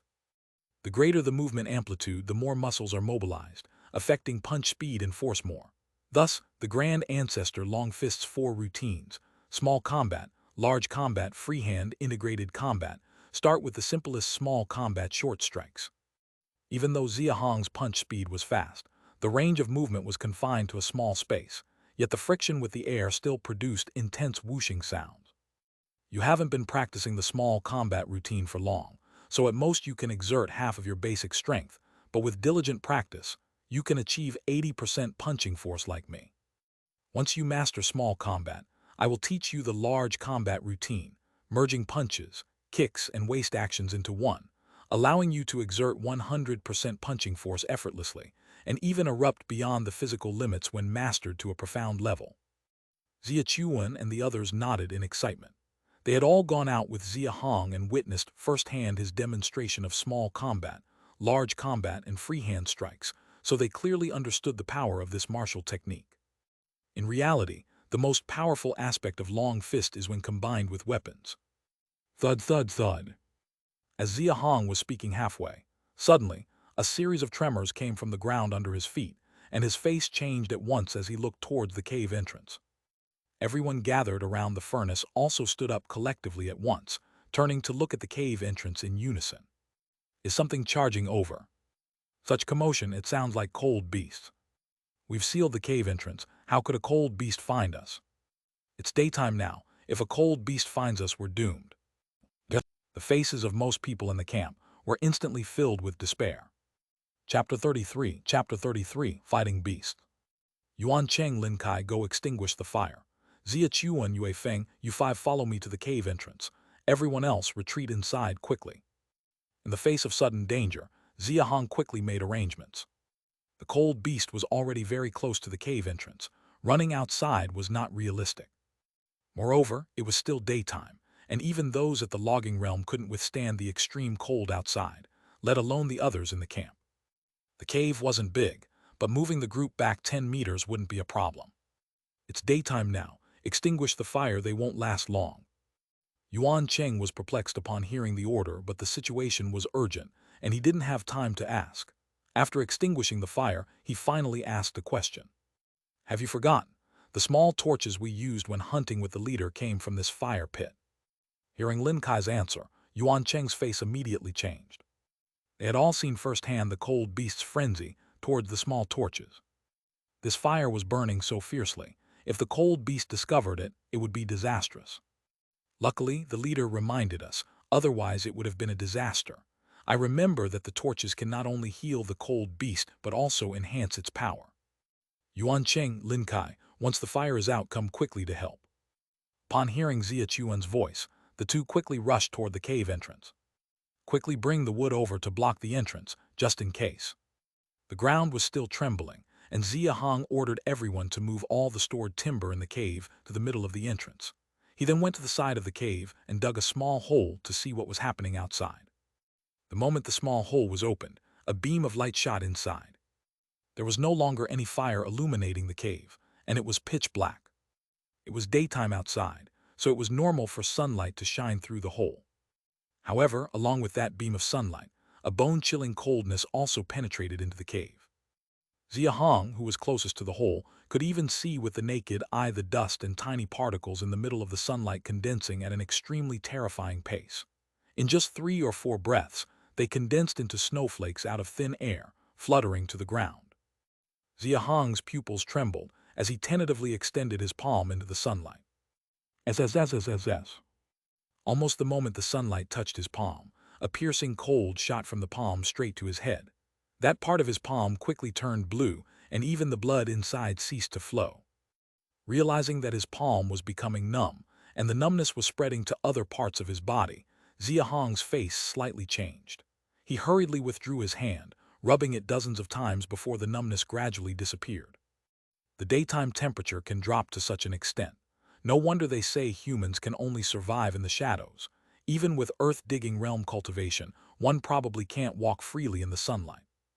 Xia Hong shook his hand to fully recover, then aligned his eyes with the small hole to look outside. Sunlight attacking the skin was this bad. It was even worse when it hit the eyeballs directly. The moment his eyes met the small hole, a sharp pain shot to his head. Xia Hong endured the pain and hurriedly checked the situation outside. At this sight, Xia Hong's heart sank to the bottom. A colossal creature with 6 horns and 4 limbs, resembling a goat and measuring 5 or 6 meters long, seemed startled and was charging wildly toward the hillside. The enormous creature's shoulder height was at least over 2 meters, and as it charged fiercely, it plowed through not just trees but even small hills along the way. It's that goat-like cold beast charging toward us. Xia Hong's eyes reached their limit, and he quickly pulled back and sealed the small hole. Upon hearing this, Xia Chuan and the others' faces changed instantly. They had seen that goat-like cold beast before, but it was always at night, and they saw it while it slept on the golden frost tree. The goat-like cold beast was enormous, and since they didn't understand it, Xia Hong always avoided it during hunts. Don't worry, although it's heading towards the hillside, it may not find our cave. Let's wait and see. The cold beast was already close to the cave entrance. Worried about being discovered, Xia Hong didn't open the small hole again, but kept everyone on both sides of the entrance. Everyone hoped the cold beast wouldn't find the cave and would retreat. Bang, bangs, bang. Perhaps their prayers had an effect, as the cold beast's footsteps suddenly slowed. Not only was it no longer as violent as before, but from the sound, it seemed to be moving farther away from the cave entrance. Everyone's heart slightly steadied. It should be an accident. The cold beast didn't discover the cave and went back. Only Xia Hong frowned deeply, feeling something wasn't quite right. Thinking of something, Xia Hong suddenly lay down, pressing his ear to the ground. After listening for less than 3 breaths, Xia Hong's face turned alarmed. He abruptly sprang up from the ground, shouting sharply to everyone. Quick, scatter to the sides. Everyone jolted and swiftly retreated to the sides of the cave entrance. Bang! Almost the moment the 8 of them retreated to the sides, 6 sharp horns broke through the cave entrance instantly. Not only were the branches and grass used to block the entrance breached, but even the wood materials recently moved by everyone were pierced through by the sharp horns, turning into countless wood chips flying everywhere. The fierce impact damaged the entire cave entrance. Deadly cold air mixed with a large amount of sunlight seeped into the cave, and the 8 people closest to the entrance, including Xia Hong, instantly had a layer of frost cover their beast skin skirts. Retreat inside, don't fight it here at the entrance. Xia Hong called for the others to retreat inside, but he gritted his teeth and charged forward, grabbing the cold beast's sharp horn. After grabbing the horn, Xia Hong was almost thrown off by it. Even as he forced himself to stabilize, the cold beast's violent impact made him stagger backward continuously. Yet even so, Xia Hong leveraged his footwork to keep adjusting the cold beast's charge direction. After retreating 20 to 30 meters, the beast's impact direction had shifted from the cave interior to the left wall. His rush forward wasn't to wrestle with the cold beast. This goat-like cold beast already had a stronger build than Snow Mane, and its size alone indicated it was unmanageable with his strength, which could barely match an adult Snow Mane. He just wanted to redirect the cold beast's charge. With everyone retreating inside, if the cold beast charged further inside with that force, no one could withstand it. Just before hitting the left wall, Xia Hong pushed off it with a strong kick, released his right hand, and drew a stone axe from his waist. He seized the moment the cold beast charged toward the right wall to chop at its head. Clang! However, the horned cold beast barely moved. It just slightly tilted its head, using its horns to block Xia Hong's stone axe. Not only did it block, but it also shattered the stone axe in Xia Hong's hand. Seeing the handle of the stone axe remaining in his hand, Xia Hong almost felt numb. Leader, catch the axe. Xia Hong raised his hand to catch the axe thrown by Xia Chuan, finally relaxing slightly. Xia Chuan, Yuan Cheng, and the others had already surrounded the beast, wielding ropes. 3 on one side, 4 on the other, they threw the ropes and tied the cold beast from both sides, then pulled back with full force. Though all 7 were only at the logging realm, their combined strength was formidable. Once the cold beast's body was bound and unexpectedly pulled, it nearly toppled over. Roar! The cold beast steadied itself forcefully, letting out an angry roar, echoing throughout the cave. Realizing it couldn't break free from the ropes in their hands and locked in a stalemate with them, its anger clearly escalated rapidly. Chapter 34, Golden-Eyed Demon Sheep. Keep pulling back. The seven of Xia Chuan pulled the cold beast away, allowing Xia Hong to free himself from the wall. However, he didn't turn to flee. Instead, he gestured for Xia Chuan and the others to keep pulling. Then, with the second stone axe he had just received, he bent forward, straightened his waist, and executed a fierce, upward diagonal chop. The head of this cold beast had 6 horns that were incredibly large and hard, making it impossible to cut through. The layer of white mane covering its body, each strand half a meter long, almost coated its entire frame. During the brief contact moments ago, Xia Hong had already sensed the hardness of those manes.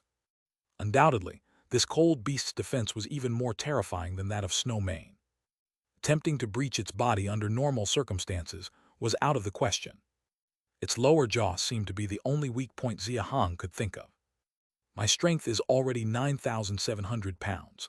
Combined with the Taisian boxing technique and a weapon, I can exert more than 10,000 pounds of force.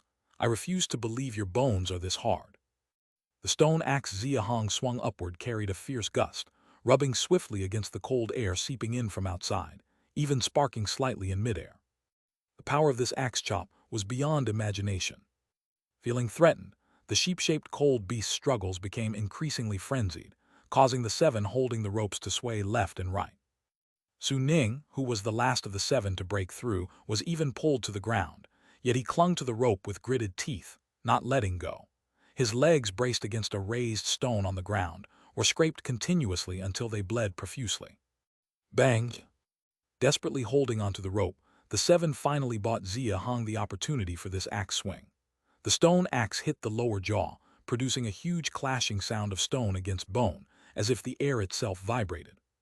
However, Xia Hong's face changed dramatically after the swing. The stone axe failed to break through the beast's defense. Instead, it was shattered by its jawbone, just like the axe that had struck its horn earlier. This vile creature's jaw was as hard as its horns. Roared. Though the stone axe was shattered, the cold beast was evidently pierced with intense pain by this blow. It howled in fury, unleashing power far surpassing before, and almost instantly broke all the ropes, sending the 7 nearby tumbling head over heels. But it didn't stop there. After breaking free from the ropes, its first target was Xia Hong, who had just chopped it with the stone axe, but Su Ning instead. Among the 7 who were pulling, Su Ning was at the head position, pulled directly to the side of the cold beast when the rope snapped, with the nearest proximity. Su Ning, get out of the way. Xia Hong rushed to the front of the cold beast, standing in front of Su Ning. This time, not opposing it was not an option. Gritting his teeth, Xia Hong braced his legs on the ground, seizing the moment to catch the charging horn of the cold beast. Xia Hong's intent was to withstand the cold beast's impact. Even if he couldn't, he'd at least save Su Ning. For himself, retreating or getting slightly injured was the worst that could happen. However, his thinking was too simplistic. After the cold beast's enraged impact, it was on an entirely different level than before. Bam! This time, the cold beast not only sent him flying, hitting the cave's top wall, but almost severed all his 10 fingers at the roots. Don't touch his horns, you'll get cut. Xia Hong, falling down from the mountaintop wall, looked at the cuts on his hands. Without time to tend to the blood streaming from his hands, he casually wiped them off and shouted a warning immediately to everyone. Unfortunately, his warning came too late. Right after knocking him away, the cold beast rushed towards the crowd. Perhaps the posture of tugging at the rope was too fierce, making the cold beast remember it, and its target still remained Su Ning. Su Ning tried to retreat behind the cold beast, but he was too slow. He hadn't taken more than 2 steps before the cold beast's sharp horn had already pressed against his waist. If pierced, it was certain death. Standing now, Xia Hong dashed quickly towards the cold beast, but he was too far away to help in any meaningful way. The other 6 also attempted to stop the cold beast, but their strength was too weak, bouncing off before even getting close. His fate seemed already sealed. Detecting the perilous signal from his waist, cold sweat dripped down Su Ning's forehead. Glancing sideways at the half-meter-long manes on the cold beast, he gritted his teeth, sidestepped, and leaped, grabbing the mane. Ascending into the air, he astonishingly vaulted, seating himself on the beast's back. Thud. Of course, it wasn't smooth. Though avoiding impalement on his waist, his shoulder was stabbed by the cold beast's horn. If not for the intense survival instinct prompting him to draw his shoulder from the horn, a casual flick from the cold beast could have torn his body in two. The stab through his shoulder seemed to ignite a brutal streak in Su Ning. Sitting on the cold beast's back, he seized a stone axe and hacked fiercely at its back. Indeed, as Xia Hong had surmised, the cold beast's defense was far more fearsome than Snow Mane.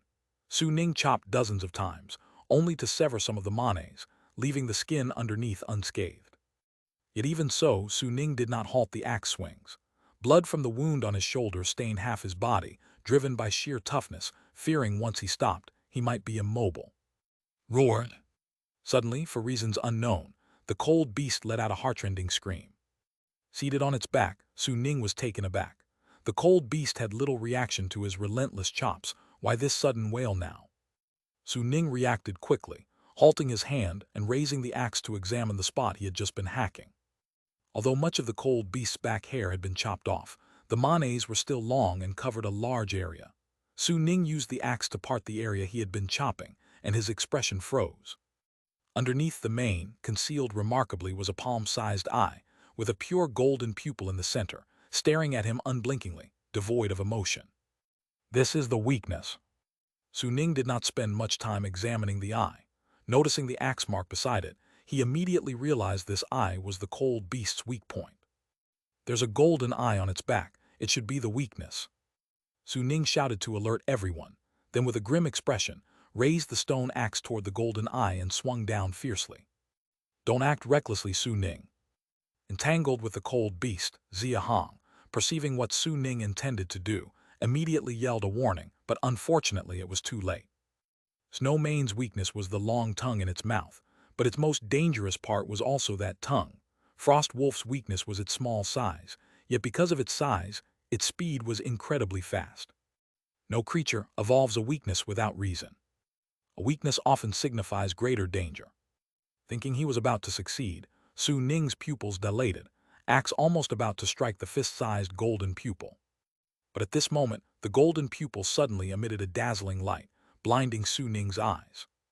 Yet Su Ning was reluctant to let this opportunity slip away, closed his left eye, used his right eye and the axe to continue aiming at the pupil without stopping. Thud. Chapter 35, Final Victory, Sudden Chain. Su Ning's piercing scream echoed throughout the cave. Xia Hong and the others quickly turned to look, feeling a sudden chill down their spines. His axe ultimately failed to strike down. Not only did it not come down, it seemed as if his right eye was pulled out by some unseen force, leaving only a hollow socket, with blood flowing out, an incredibly gruesome sight. You guys hold it down, I'll rescue him. Despite the chill in his heart, Xia Hong quickly made a decision, ordered everyone, and with a determined pull, grabbed the cold beast's mane and leapt onto its back.